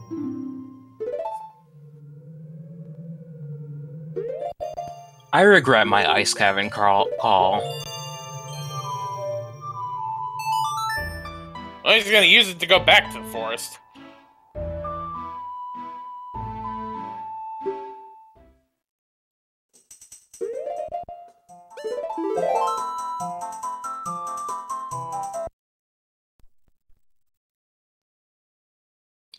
Oh, looks like he's safe warping back to Temple of Time. See what he's gonna do. See if he's going back to Child or just going somewhere.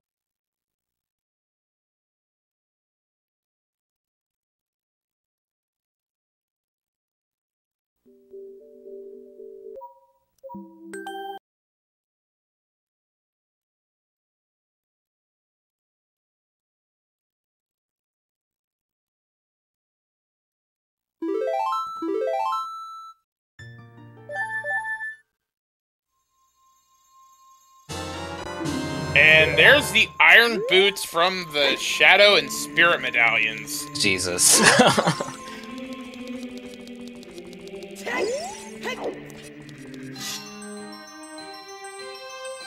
Alright, he's finally going back to Child.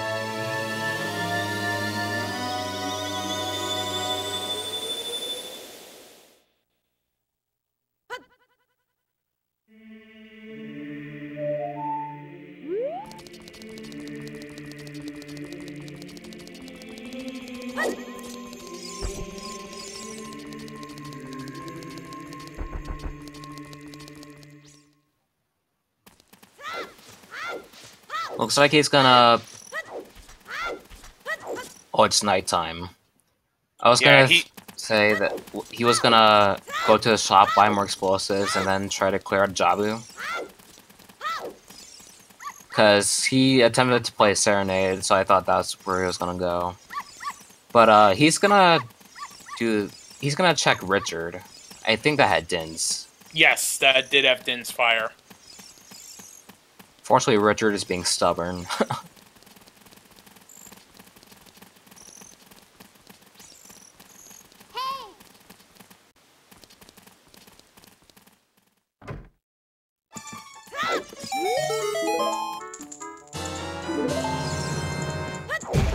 Now, still needs to find a magic upgrade in order to be able to use it. Yeah.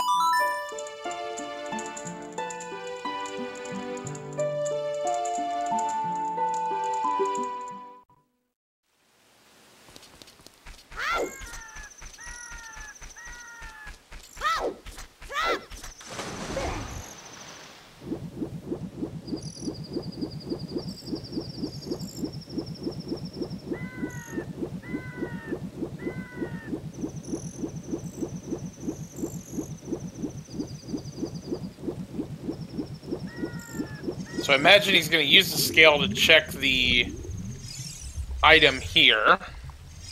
He's also going to use the scale to dive into Zora's domain and do those checks here. He's a fool, but he's on water, so he hasn't gotten frozen yet. How lucky of him. To be perfectly honest, I always wondered what would happen if that was the case. The ice are gonna get delayed. Yeah. Yeah, there. You weren't getting away from that. Yeah, I was gonna say it's gonna get delayed until he's on ground.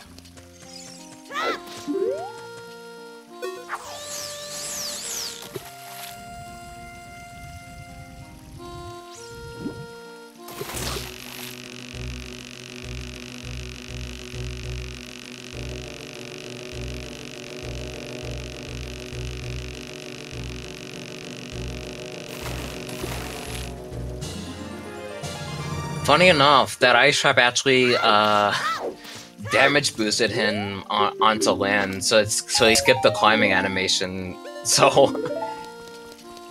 5 billion IQ right there.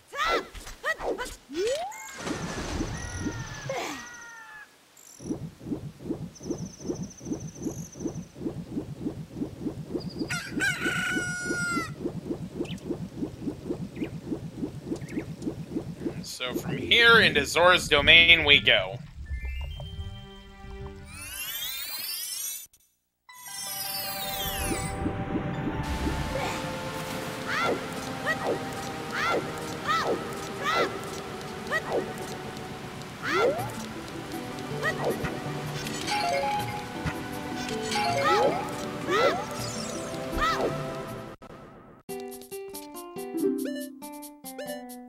Unfortunately, this shop doesn't sell bomb shoes.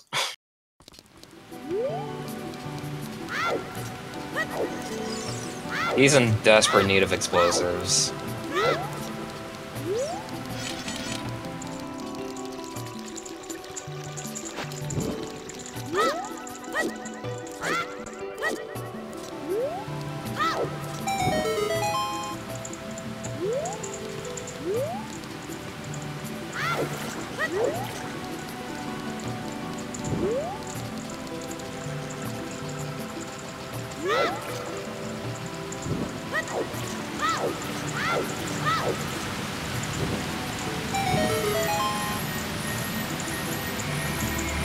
Alright, just a small chest, so that's not going to have any progression there.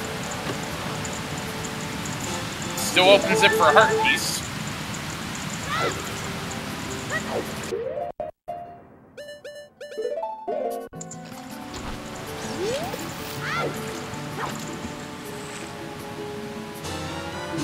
He's catching a fish.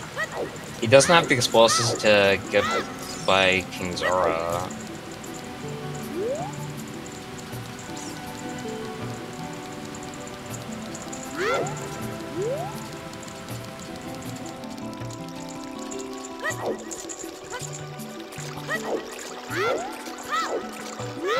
So I don't know what he's thinking with the fish.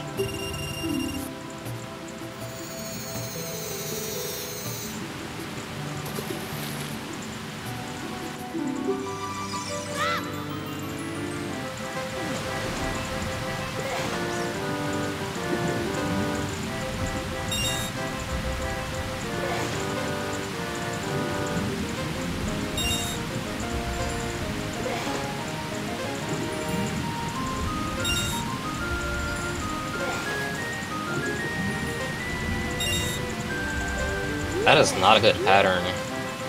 He's doing this minigame in 5 dives. The best you can get is... I want to say 2, but I have a feeling that a 1 dive is possible. Or it may have been achieved, and I'm just not aware. I was gonna say, as a teen, I think the best I ever did was 3. Yeah, 3 dive is common. But it's also the sweet spots of what you want.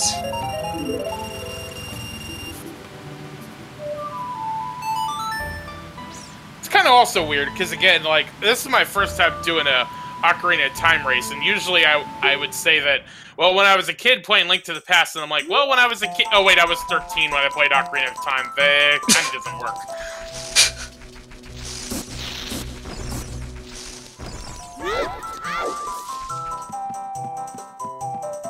I was able to achieve a 2 dive in one of the randomizer seeds I did. But that's about it. I don't know about 1 dive.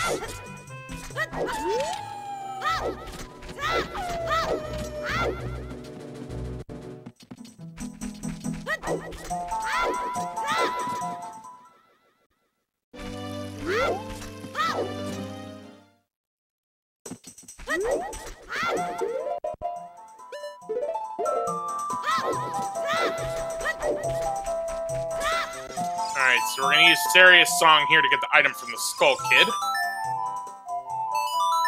If he could play a Saria song. Songs are hard, I know the struggle.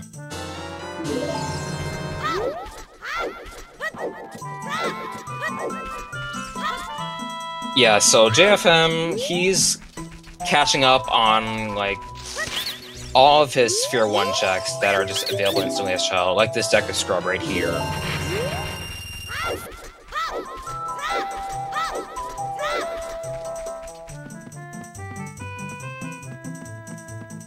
As well as a Ocarina minigame.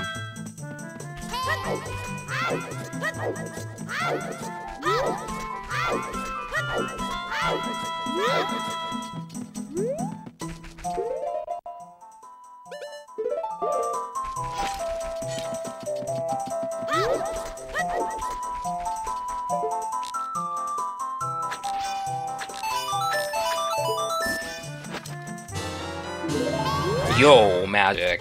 That is certainly going to be needed. Yeah.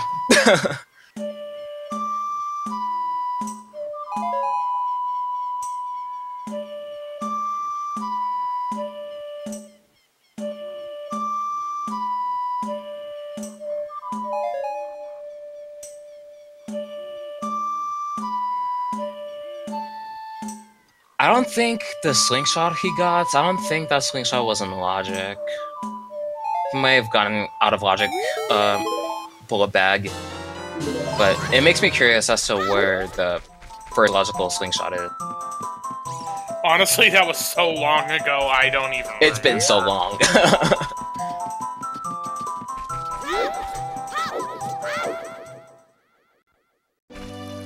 Looks like he's gonna make his way to Deku Tree, which we know doesn't have anything of value.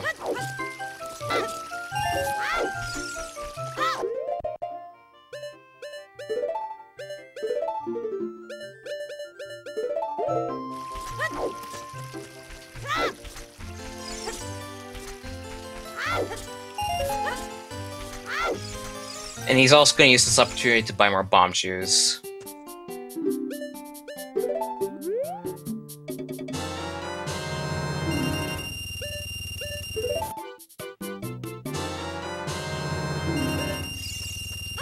Alright, now he's good to go with explosives.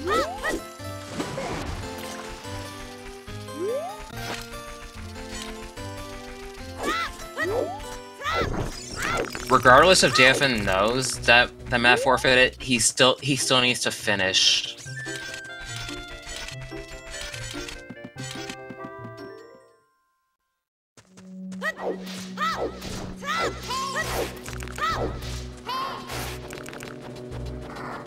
Oh, I just realized JFM could definitely use Din's fire to burn the webs in Deku Tree now that he has magic. Yeah, that will certainly help with that.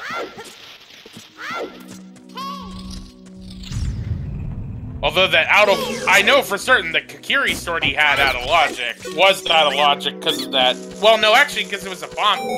That was a bomb chew wall. He actually could have gotten that. Never mind, forget me, yeah. Whatever I said. Either way, the point is Goma. You can kill Goma with Deku sticks and Deku nuts, but having the slingshot and the Kokiri sword like you're supposed to do in vanilla is gonna make this thing easy. You can kill Goma with Deku sticks and Deku nuts, it's just you need a good amount of sticks, and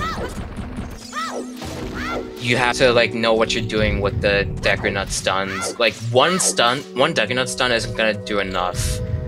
Usually you want to throw a Deku nut, do a crouch stab, and then throw another Deku nut right after to keep her down.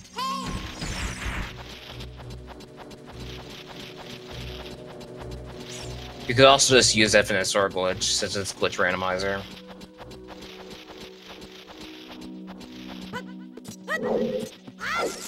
Yeah, for Glitch, 10 times out of 10, you need light arrows, bow, and magic.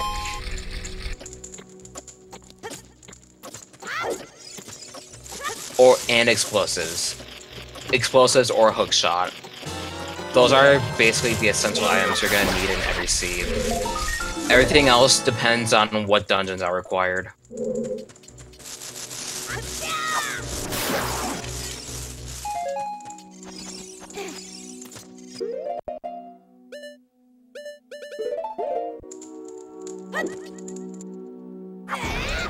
For the most part, you need explosives for a lot of things, but you can skip hookshot, but you need explosives in order to skip hookshot. So you're gonna want explosives, regardless.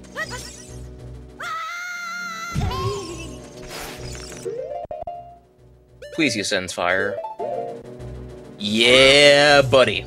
I think he heard you. Actually, he didn't hear you. That would be cheating, but...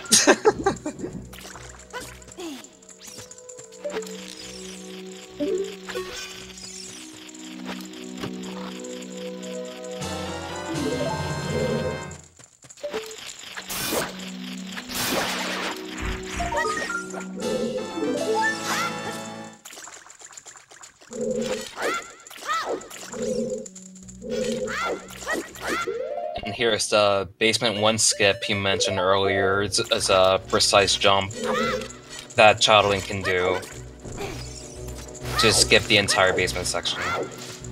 But however, he's gonna go to the back anyway to check the Skulltula there.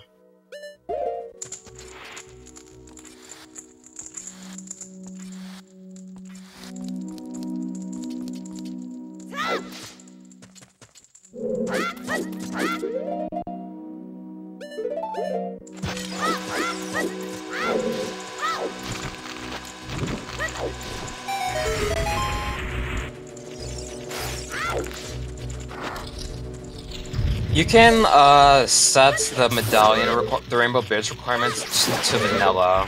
There are different settings available to spawn the Rainbow Bridge. Like, there's vanilla, there's all medallions, there's all dungeons, there's even 100 Skulltulas.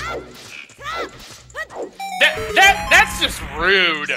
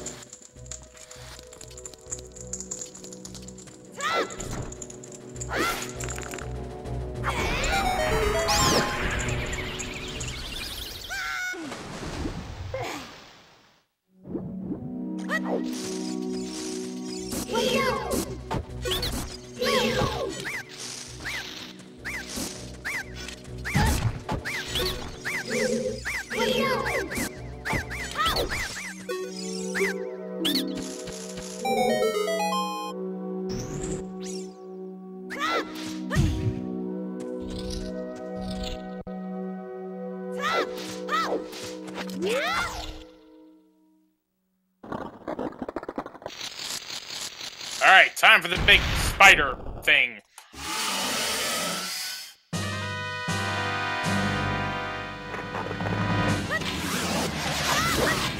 So even with that Kukiri sword that he had... Wait, did he equip that? Oh, he did equip the sword, yep. I was like, wait a minute, was that a Deku stick? I'm like, nope, actually that is Kukiri sword. He used a Deku stick jump slash to store his power crop stat value. But continued to use Kukiri sword for that to save it, to conserve his sticks. Either way, Goma down, and I think this is a spiritual stone incoming. Yep, it is. Goron's Ruby, to be exact.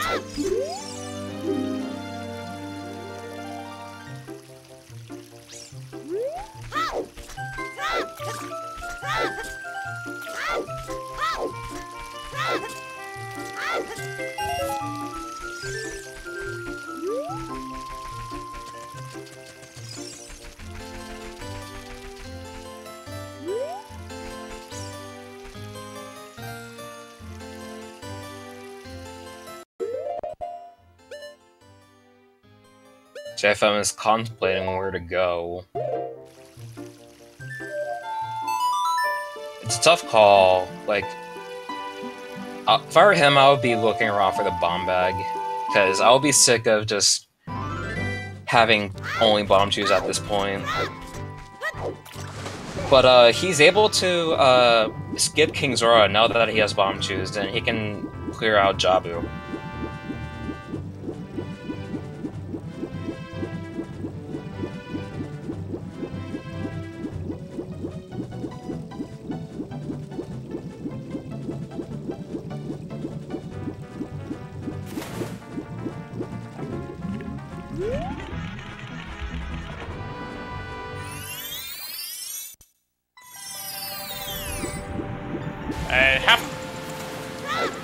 JFM bought Bombchus, right? Yep, he did. Alright, so this has to be for Jabu's belly. Mm-hmm.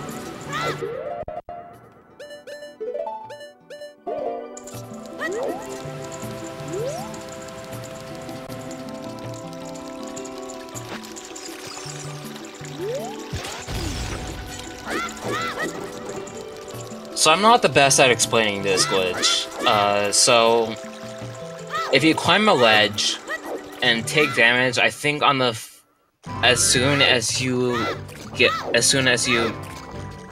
shield damage as soon as you climb up the ledge. Link is in this weird state. It's what we call a ledge cancel, and in that state, he's able to walk through round a collision. And that's how he skips King Zora.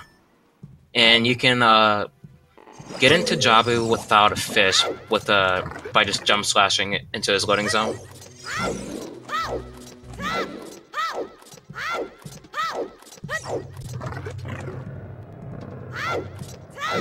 So that was essentially what he was trying to do as an adult earlier, but just had problems getting that set up. Well, Jabu's loading zone is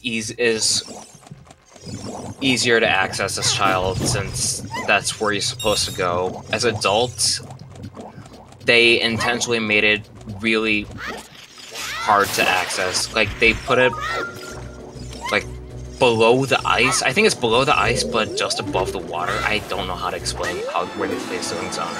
It's not that big a deal. Yeah, they basically just moved the loading zone and made it smaller for the adult map, but as child, it's normal. So you have to do way more convoluted steps in order to get in as adult.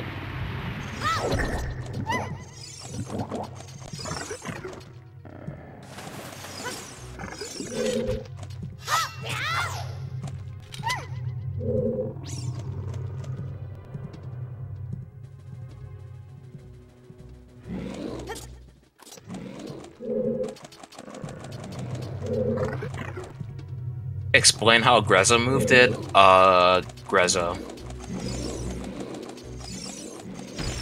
For those who don't know, Grezzo is the company that's developed Ocarina of Time for the 3DS.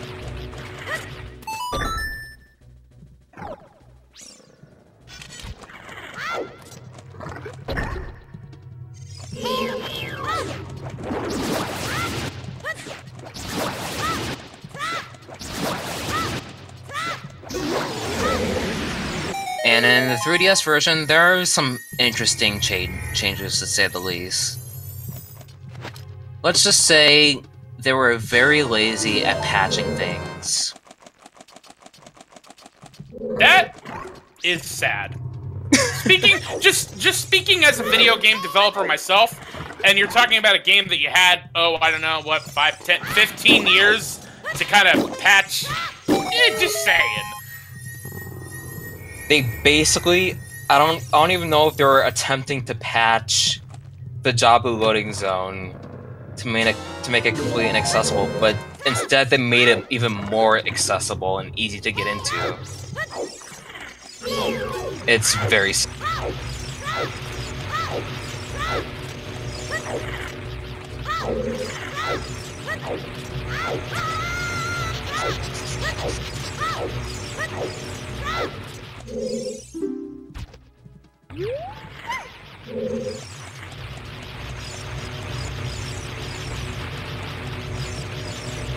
Alright, so we know Jabu's a medallion. We know Shadow Temple has the Shadow Temple has the other stone. So basically we're working on, let's see, we're working on needing Hammer to finish Volvalgia and Fire Temple. Spirit Temple we gotta finish. We're gonna need the Mirror Shield for that. And he has a strength upgrade, so he doesn't need to worry about skipping that. Okay. We also are gonna need light arrows for Ganon. Water Temple. JFM pretty much, as you said, can just glitch his way around Water Temple, so that's whenever he so chooses to go finish that. Yeah, ideally you want to just save Water Temple for last, and then until you're in go mode, and just like skip straight to the boss.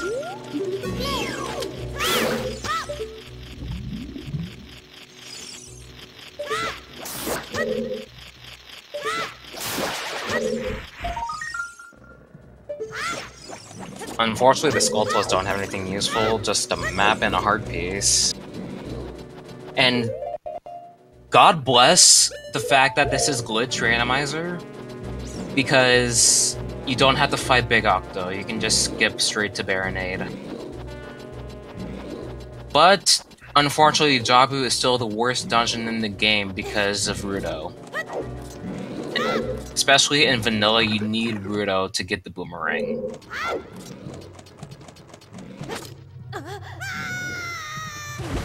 Oh, I have no idea what he was trying to attempt there.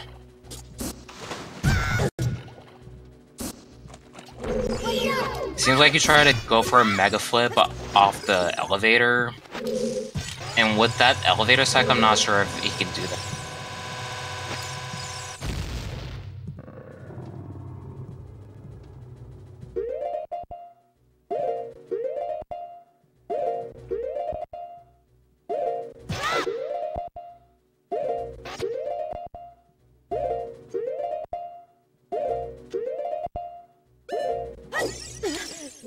And just like that, he is in the Baronade area. Now he just needs to get through this door.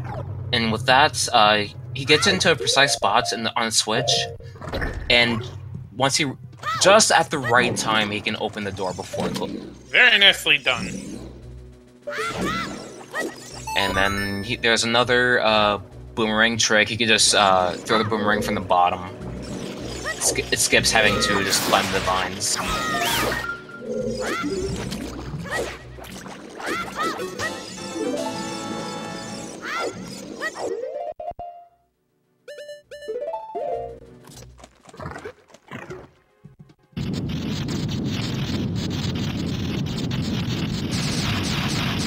Yeah, thankfully Jabu is a lot faster with glitches than in glitchless. It's even better once you're in go mode, so you can just skip straight to Baronade without having to do any of the dump.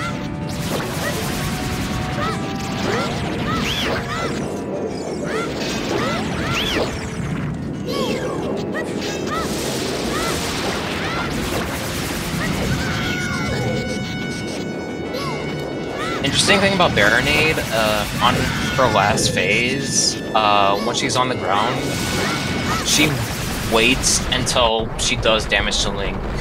So we roll into Baronade to make her get up from the floor fast.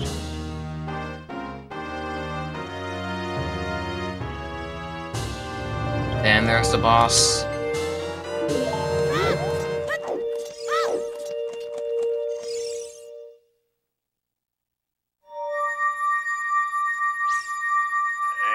Jabu's belly is finished. With the Force Medallion. There's a song. There is a song.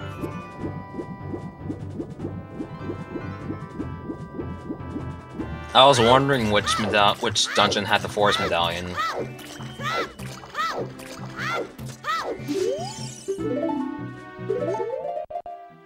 Hyrule... oh yeah, that we already had that hint.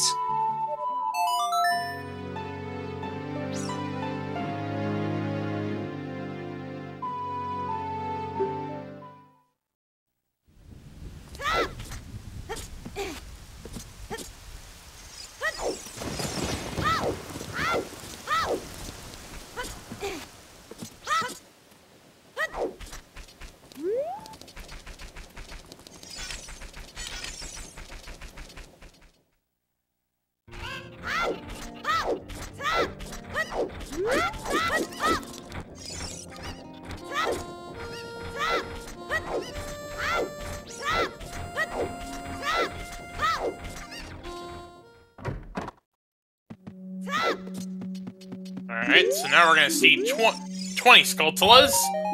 Just $5. I didn't realize I had 20 Skulltulas already.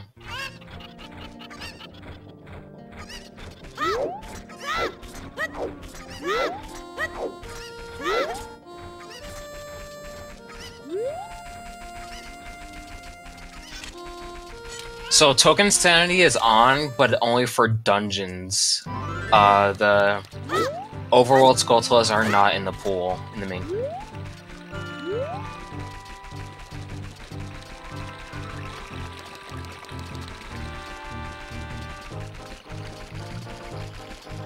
We basically just enabled that setting to spice things up for this tournament.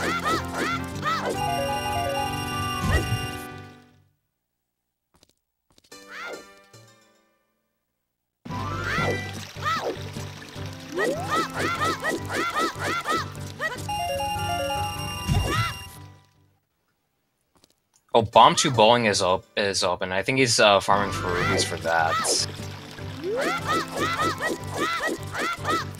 Normally, in the vanilla game, you have to beat the Dodongo's Cavern. to open up the Bombchu Bowling. But they changed it in Randomizer to require the bomb bag. That is with Bombchus not in Logic. When Bombchus are in Logic, it's only the Bombchus that opens up the Bombchu Bowling.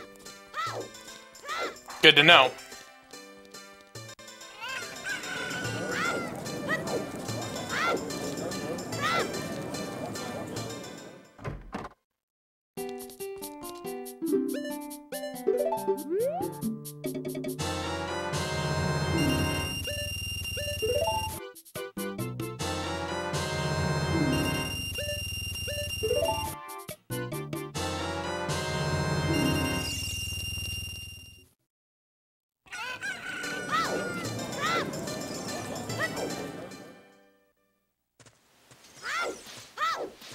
He's going back adult. Interesting. I think he's thinking about heading to Spirit Temple.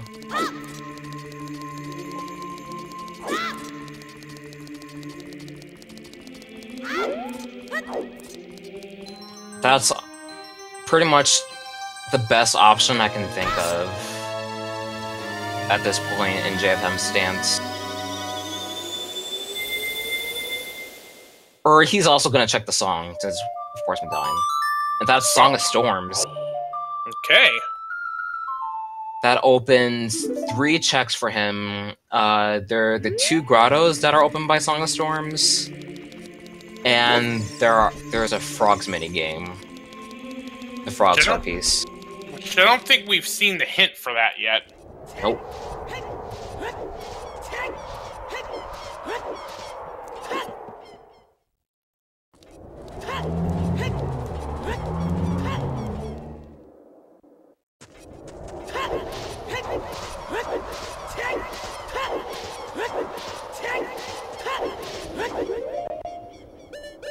He's gonna hover to Ganon's castle. This is gonna be interesting. Now, if I recall correctly, he can do this to get in there and check the items in the trials, but he can't.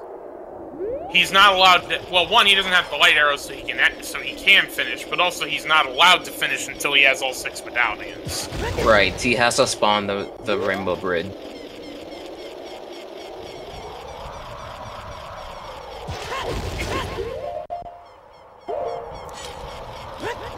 Actually, I have no idea what he's doing. Yeah, he's just gonna bail. Never mind then.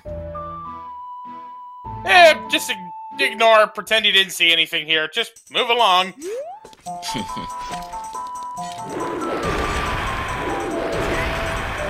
In vanilla, you do need shadow. You need shadow and spirit, and to watch the light arrow cutscene to spawn the Rainbow Bridge. But in the randomizer, we have a setting so that all 6 medallions are required to spawn the bridge. Out of popular demand, you can change it to the vanilla setting, but most of the racers prefer all medallions.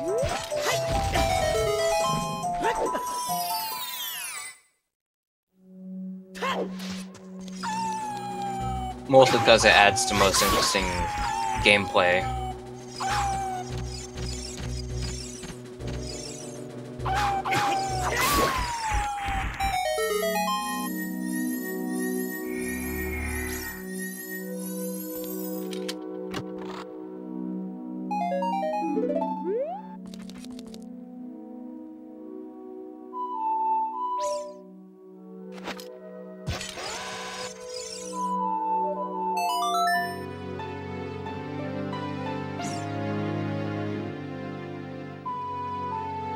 So this is probably gonna be that other grotto. Yep, he's going to Shadow Temple. Ooh.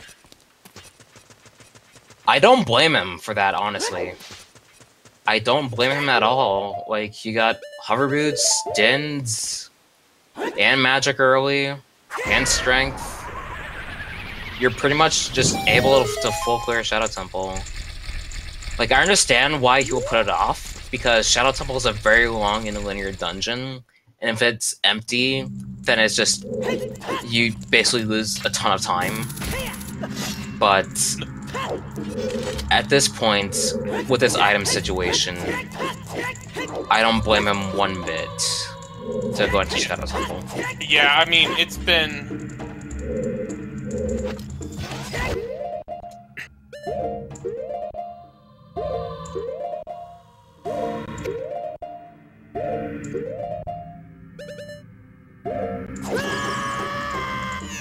Well, he backflipped the frame too early. He attempted to do a mega flip there. With properly aligned mega flip, you can clip through the gate, skipping the true spinner.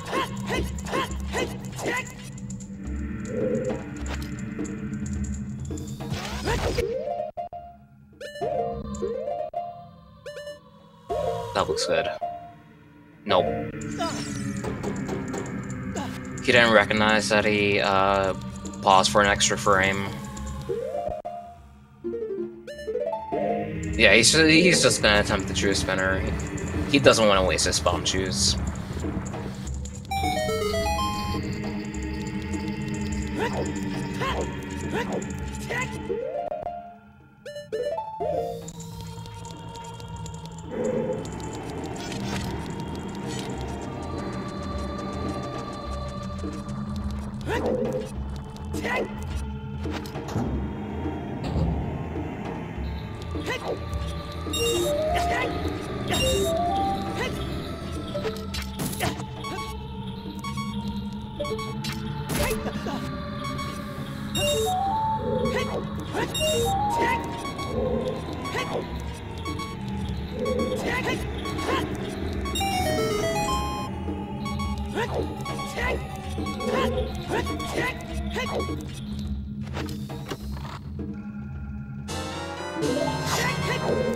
And there's this key.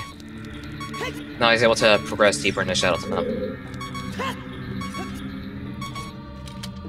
Yeah, I mean, to your earlier point, very early on, like, so early it was in Kokiri Forest, we got hover boots, Richard had Din's Fire, like, Hook Shot was also early, but I forget where it was. Like, that was one of those things I remember saying, was like, the seed is giving you some of the items to get into Shadow Temple, even though we didn't have all of them, to where it almost was feeling like, at some point, you were gonna need to go into Shadow Temple for what it was giving you. Yeah.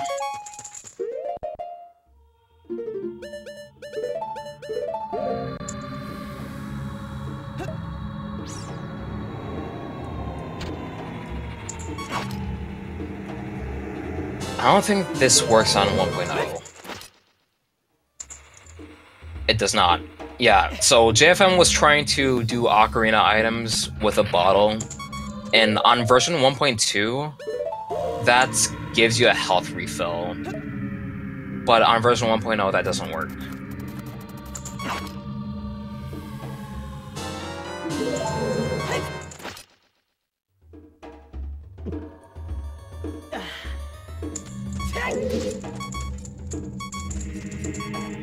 See, he just drank off a bottle, but he didn't get his health.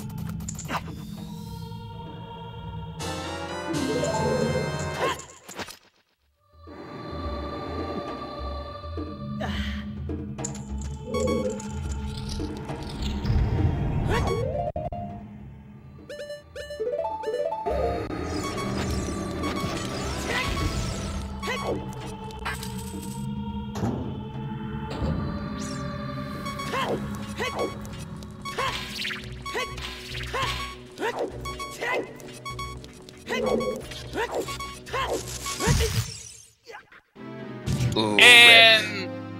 ouch.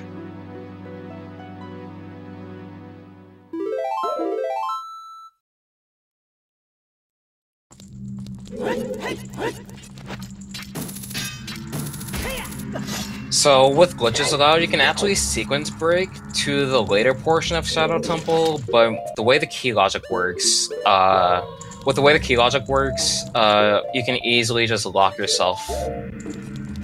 You can just not be able to progress through Shadow Temple. So it's usually you usually want to out first before you go into Deep Shadow Temple.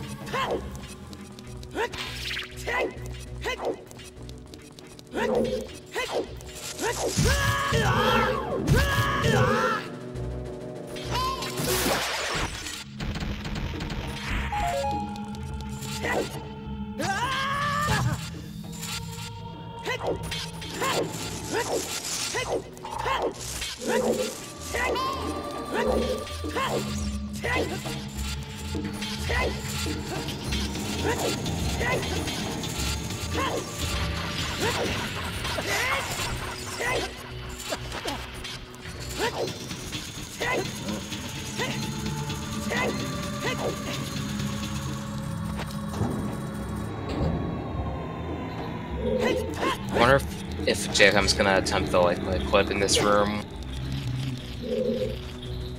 Yep, he is. So just like with the freezer and ice cavern, you can do the same thing with like you can do this with any hookshotable enemy basically, and torches. Just hookshot clip through walls. Unfortunately, the light wasn't close enough to the walls, so he was having trouble there.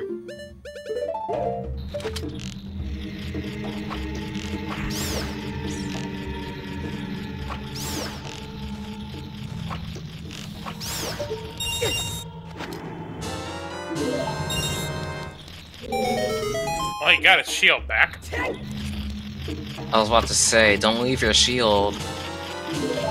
Ooh, there's them light arrows. Yo! So Shadow Temple... So going into Shadow Temple was required after all. Despite being a stone.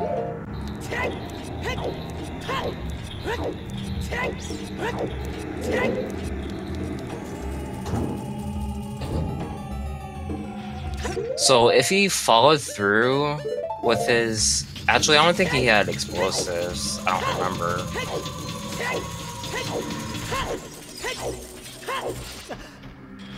Yeah, I don't think he had explosives at the time.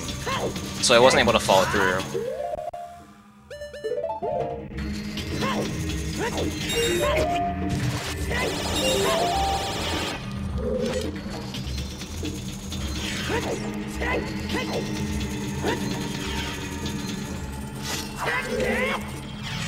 Gotta do another gate skip here. Skipping gates is pretty much a common theme of Shadow Temple.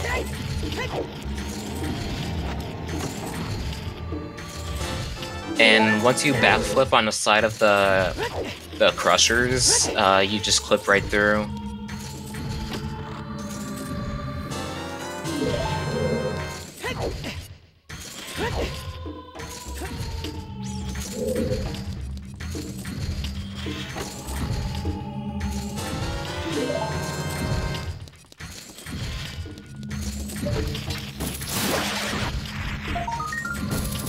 And there's the weird egg. Oh my god. So Shadow Temple was required to get the weird egg to unlock progression and to unlock the song in Zelda. That's just crazy to me. You go to Shadow Temple first before going to Zelda, this child. Yeah, that's the nature of Randomizer for you. Granted inaccessible, the weird egg is just at now, so you don't even have to worry about trying to find it. Yeah. Weird Egg Shuffle and Accessible can be a bit more restricting and accessible, but with glitches you can just... You can damage boost Zelda. But it's a nice... it's a nice twist, nonetheless.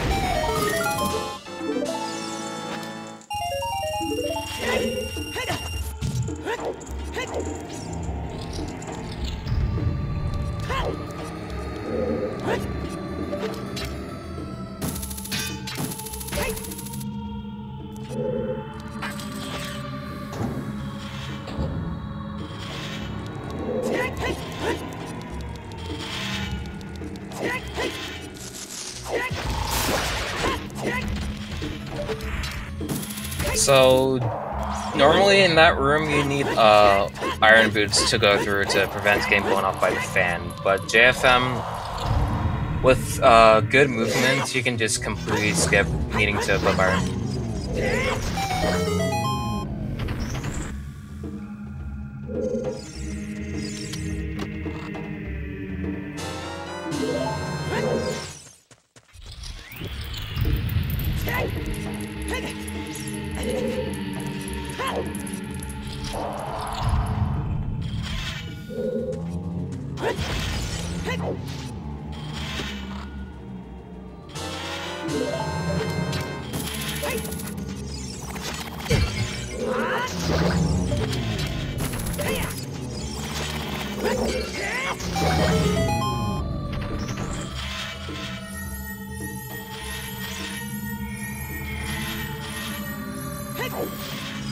At this point, I won't be surprised if Shadow Temple has hammer.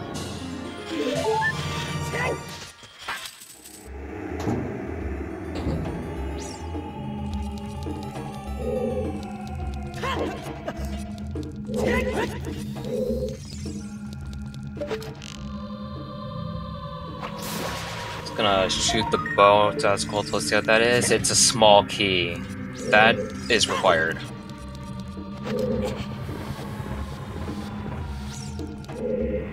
So JFM is gonna have to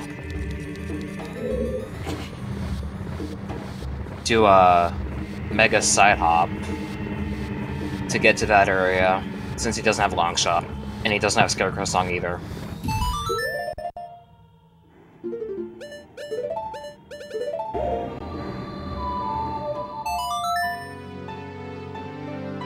Oh, he's leaving. Yeah, I mean, again, this is a stone dungeon. You've got the weird egg. You got light arrows. Like, yeah, true. The chances that the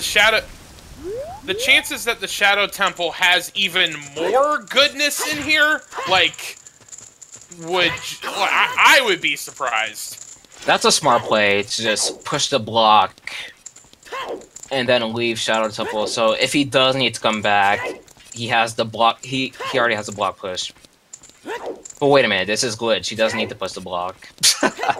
You can just clip through the gate. But it's a good strat for accessible. If you dive into Stone Shadow Temple, you can just push the block, leave, and then if you need to come back, you can just take the shortcut to get back into Deep Shadow Temple. Looks like JFM is unloading the grave again. He's gonna the Din's fire check.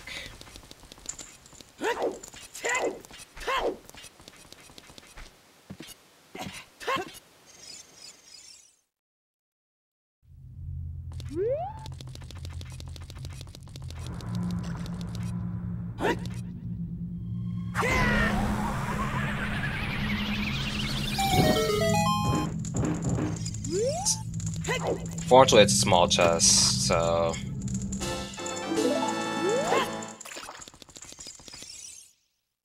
nothing important.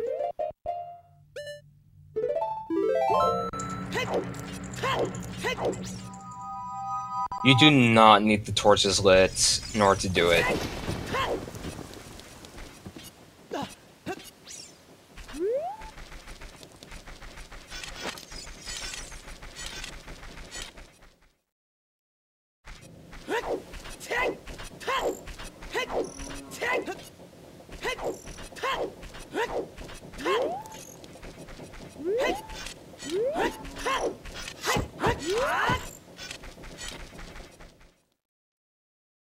It's a jump slash clip to get into the shooting gallery as an adult.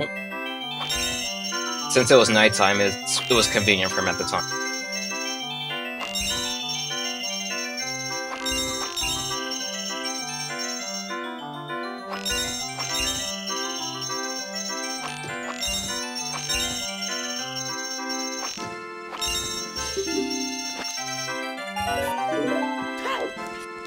Only a bloopy.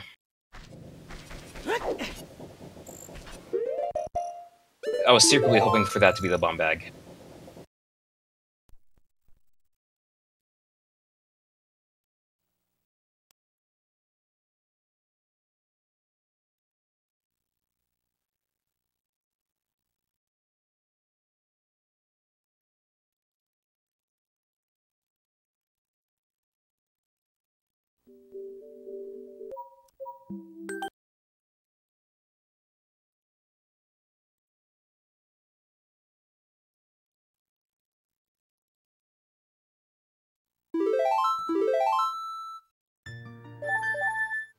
See, Matt checking Dampe, see what that has. Just a Skulltula token.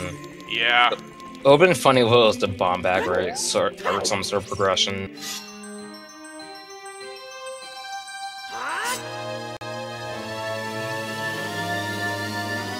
Wait, Dampe deck up a huge rupee? What?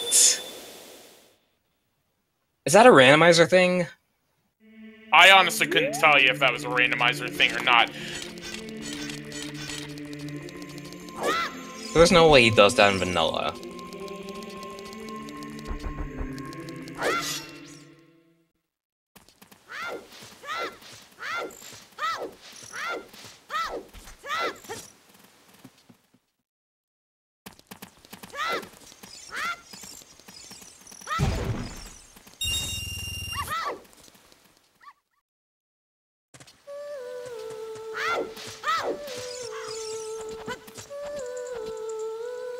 Oh, it could be the prize. That might be what he gives in place with the prize. Oh no, it wasn't the prize. He already dug up Dampe's item.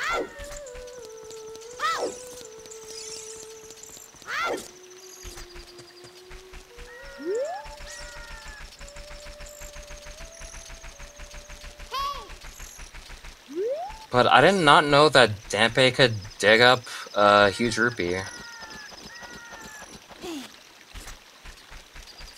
Either it's a randomizer thing, or he digs it in place of the heart piece. After you already got it.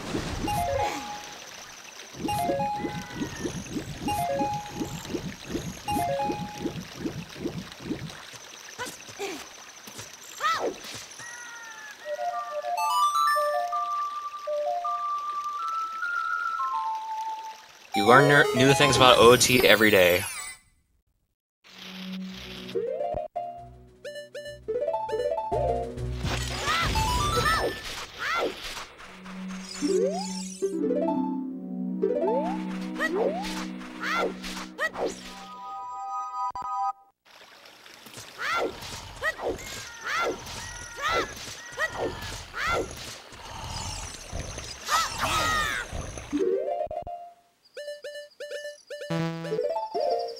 Alright, so now that JFM has a weird egg, that opens up 3 songs for him. 2 for glitch randomizer though, if you can damage boost. But Waking Up Talon opens up the opponent's song location, and then Talking to Zelda opens up both Saria's song location and obviously the Zelda's Lullaby song.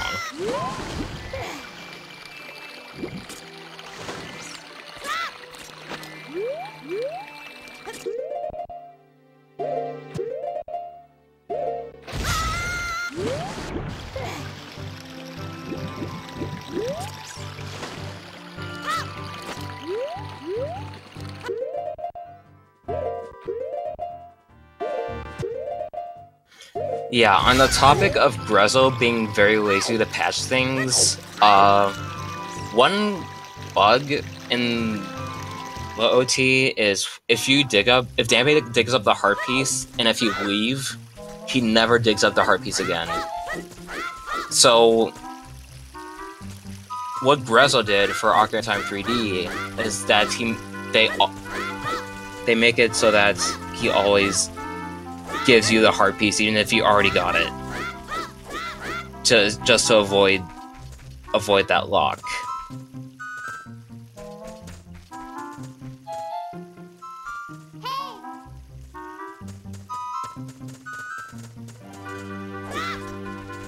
So I can get multiple heart pieces from Dampé's Grave Digging Tour in Ocarina of Time 3. It's a nightmare.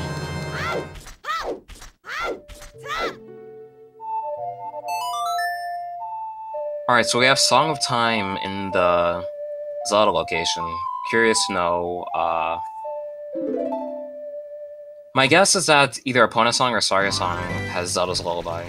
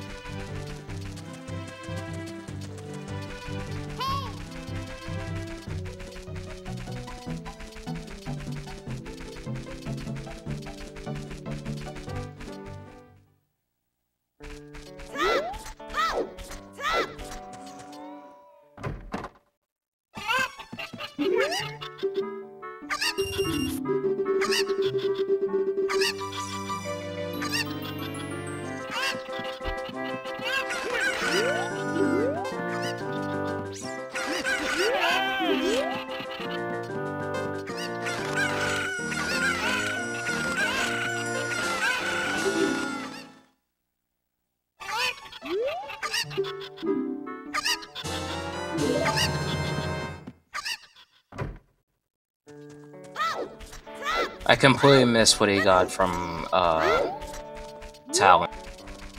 I was checking something real quick.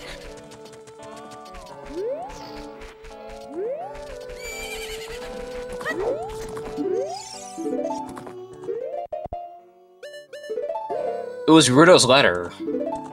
Interesting. Alright, so there's Zelda's Lullaby.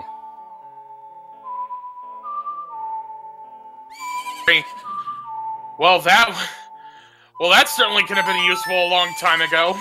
Mm-hmm.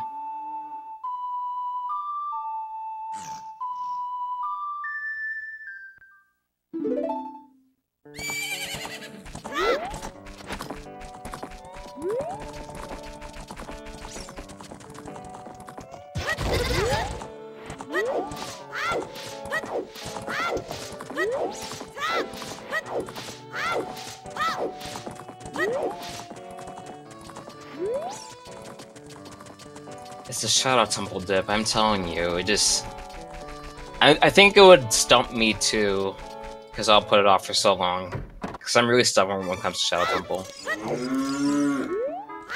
I usually just put it off until I don't have any other option. Yeah, that's the unfortunate thing with Randomizer, is that there's this, even in like Link to the Past or other ones, there's just always those dungeons that are just like, you never want to go there until you have to, and of course, naturally, that's where the problem is. And Sun's Song from Saria.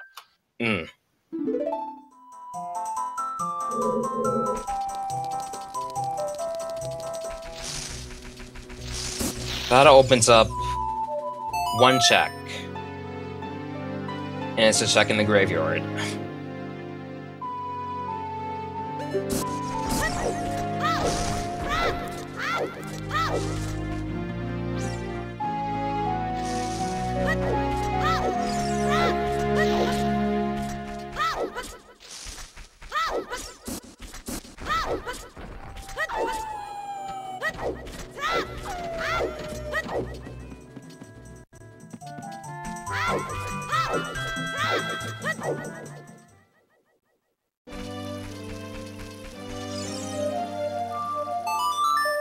This is one of the Song of Storms checks. Actually, JFM can do more bottom of the well now that he has Zelda's Lullaby and explosives. So that could be an option.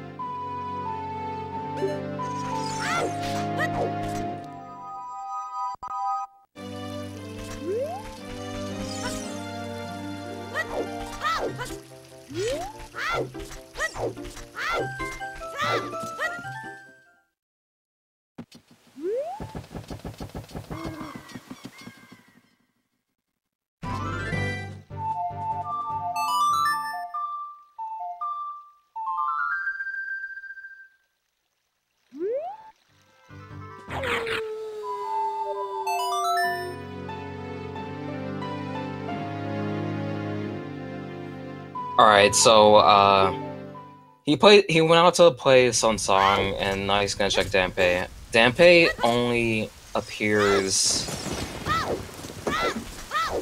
very early at night, so having Sun Song helps a lot.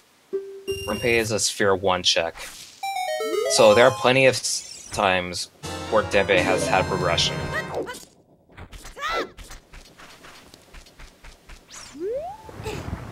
Unfortunately, he just has a Skeletal token.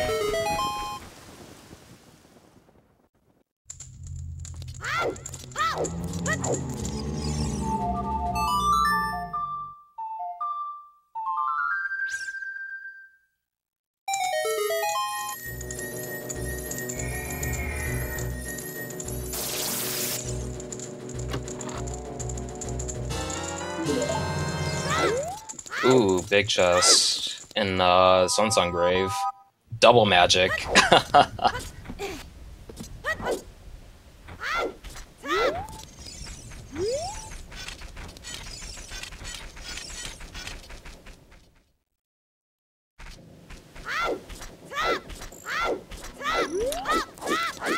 Alright, I'm thinking here.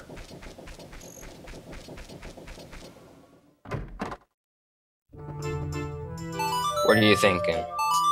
So, okay, so Serious Song pretty much was open from the word, almost the word go.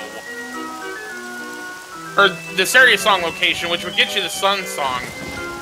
So that even more was like, okay, Shadow Temple had to have been open a lot earlier, like very early on. Yeah. Because you've got the magic, you got the hover boots, you had early hookshot, early Din's Fire, like, yeah, Shadow Temple was open really early. Oh yeah. Oh yeah. And of course, magic is blocked by magic. Because OT Randomizer.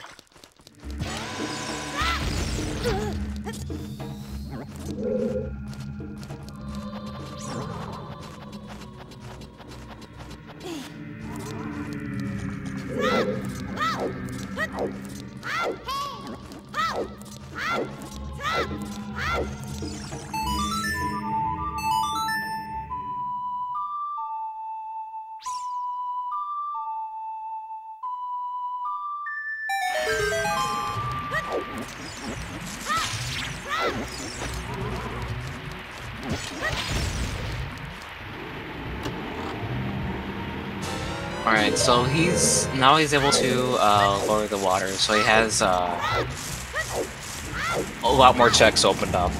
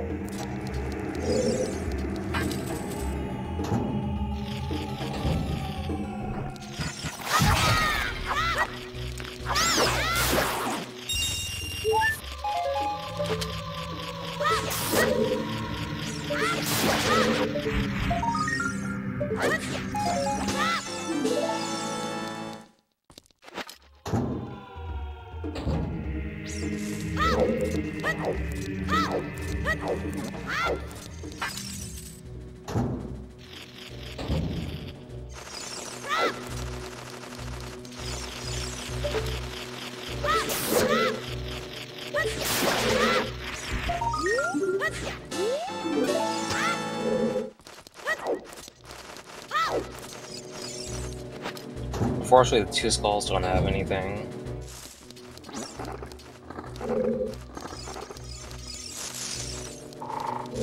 Yeah, we've seen two of the hints so far that have basically said that. I think it's like the 30 and the 50. Wait, we know the 40 was a strength upgrade for the, but we have silver gauntlets, so we don't really need gold gauntlets. And I think the other one was just garbage. Yeah. And I think we've only seen two of the Way of the Hero hints. It was Hyrule Castle and what was the other one? Fire Temple. Fire Temple. So yeah, we've only seen 2 out of 4 Way of the Hero hints.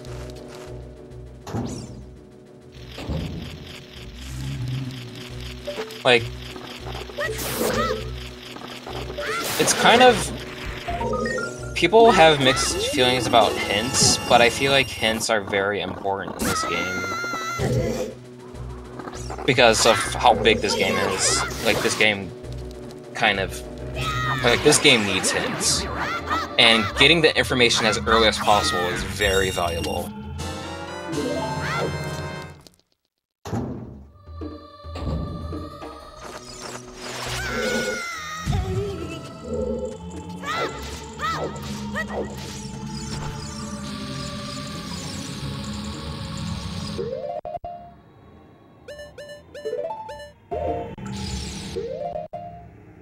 But for a game like Going to the Past,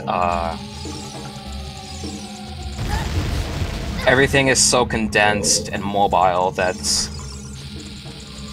it doesn't take as much time to get checks in as OT does, thus giving you shorter seeds. Or shorter average times in general.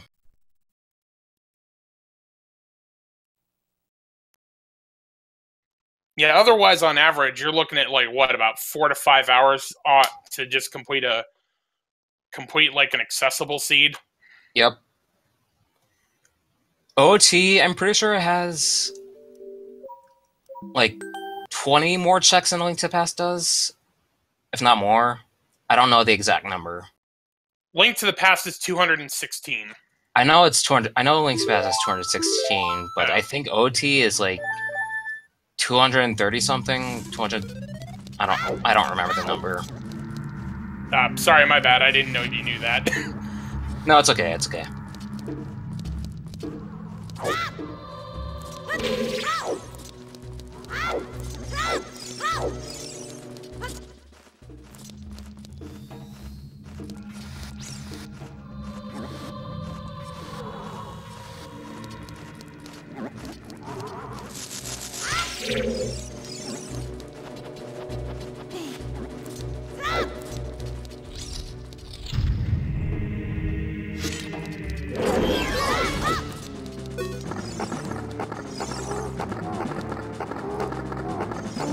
Alright, so we get to see what Dead Hand holds. There are 2 chests in the Dead Hand room. One of them is invisible. The second one, you have to beat Dead Hand for.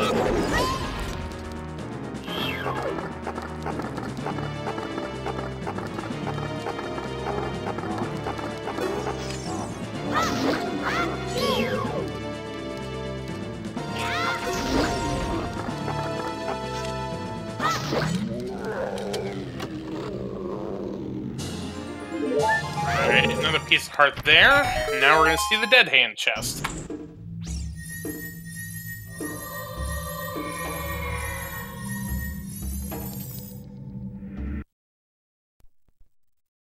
And since it was a small chest, he said nada.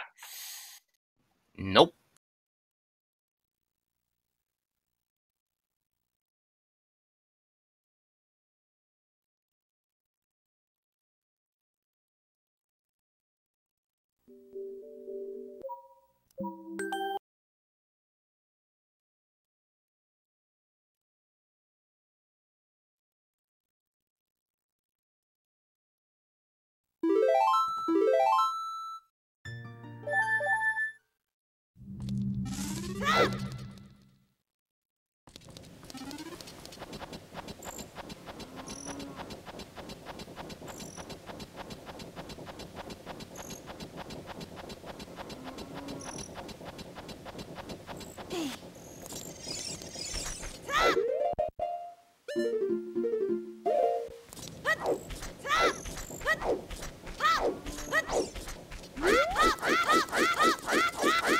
Alright, so he has quick access to frogs. He also has Child Barn City. I didn't think about that.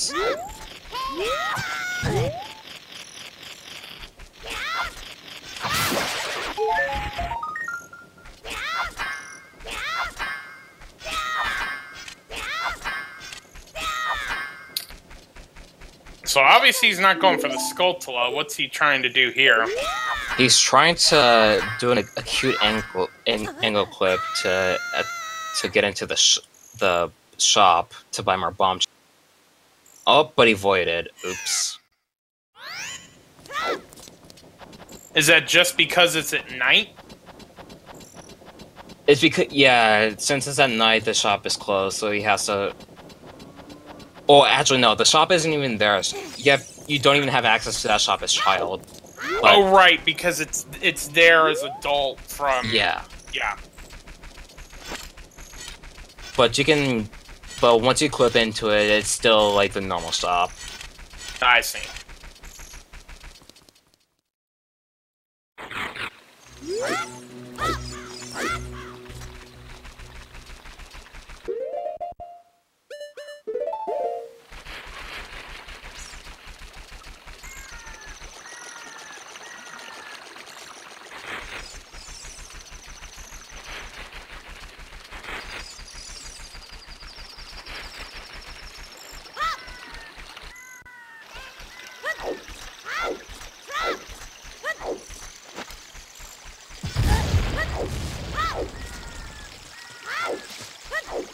So this is probably for the Song of Storms frog, I would think. At least gonna fill up on beans. Mm-hmm.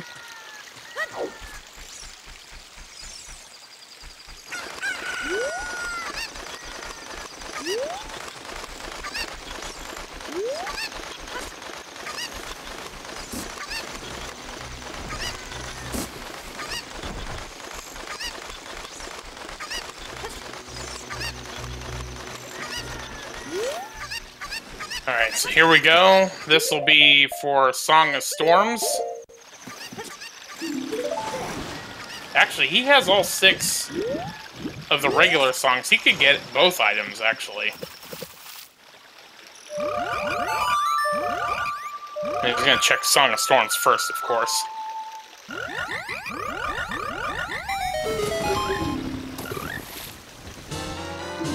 And was just a Deku upgrade.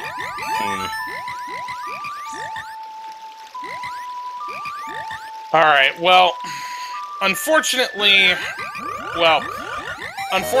for JFM, we have got to get off of here soon because we have another race starting here on SG3 in 30 minutes, and it's gonna take more than 30 minutes for him to get the last 3 medallions and beat Ganon. So, unfortunately, I think from here we're going to have to wrap this up and just leave JFM to finish this seed on his own to get the win. Yeah, unfortunately. So, I mean, once again, shout-outs to JFM for holding out, and Matt for, you know, once he forfeited, Matt could have just dropped off, but he's been continuing to restream and, you know, at least playing around. So, again, give both JFM2796 and ItsMatt0x follows on Twitch for being restreamed for us tonight. Yeah. Apologies for the long delay to getting the tournament started, and apologize for the showcase, but I promised you that this is not like OT Glitch Randomizer. Like, this isn't like, how do I say it? Isn't what it's always like, is what I'm trying to say. No, there's something to be said, like, when you're in a glitch tournament, that there's going to be, you know, you're going to get a better showcase when you see people, how do I say this appropriately, have better practice with them. You'll get a better showcase of what you can actually do with it. So, you know, unfortunately, that was not the case today, but I will still stay, you know, for this being my first Ocarina of Time randomizer, it was certainly educational for me just to at least, you know, see the different glitches and see all the different things in this. So, a Pasher, sorry. It was certainly a pleasure having you along, and it was certainly a pleasure getting to pick your brain on all the information in terms of the glitches in Ocarina of Time. Yeah, it was good to explain these things and teach a bunch of people like the cool things you can do in the OT. Absolutely. And once again, we want to give a shout out to our tracker, Bleeding Blue 11 did a great job keeping track of all of these items that JFM and Matt were finding along the way. Also want to give a thank you to all of the volunteers that are making this Ocarina of Time randomizer tournament possible, as well as the Speed Gaming staff. So, for a Pasher, Bleeding Blue 11, I am Jex Refi. Thank you all so much for watching. We will see you next mission. See ya.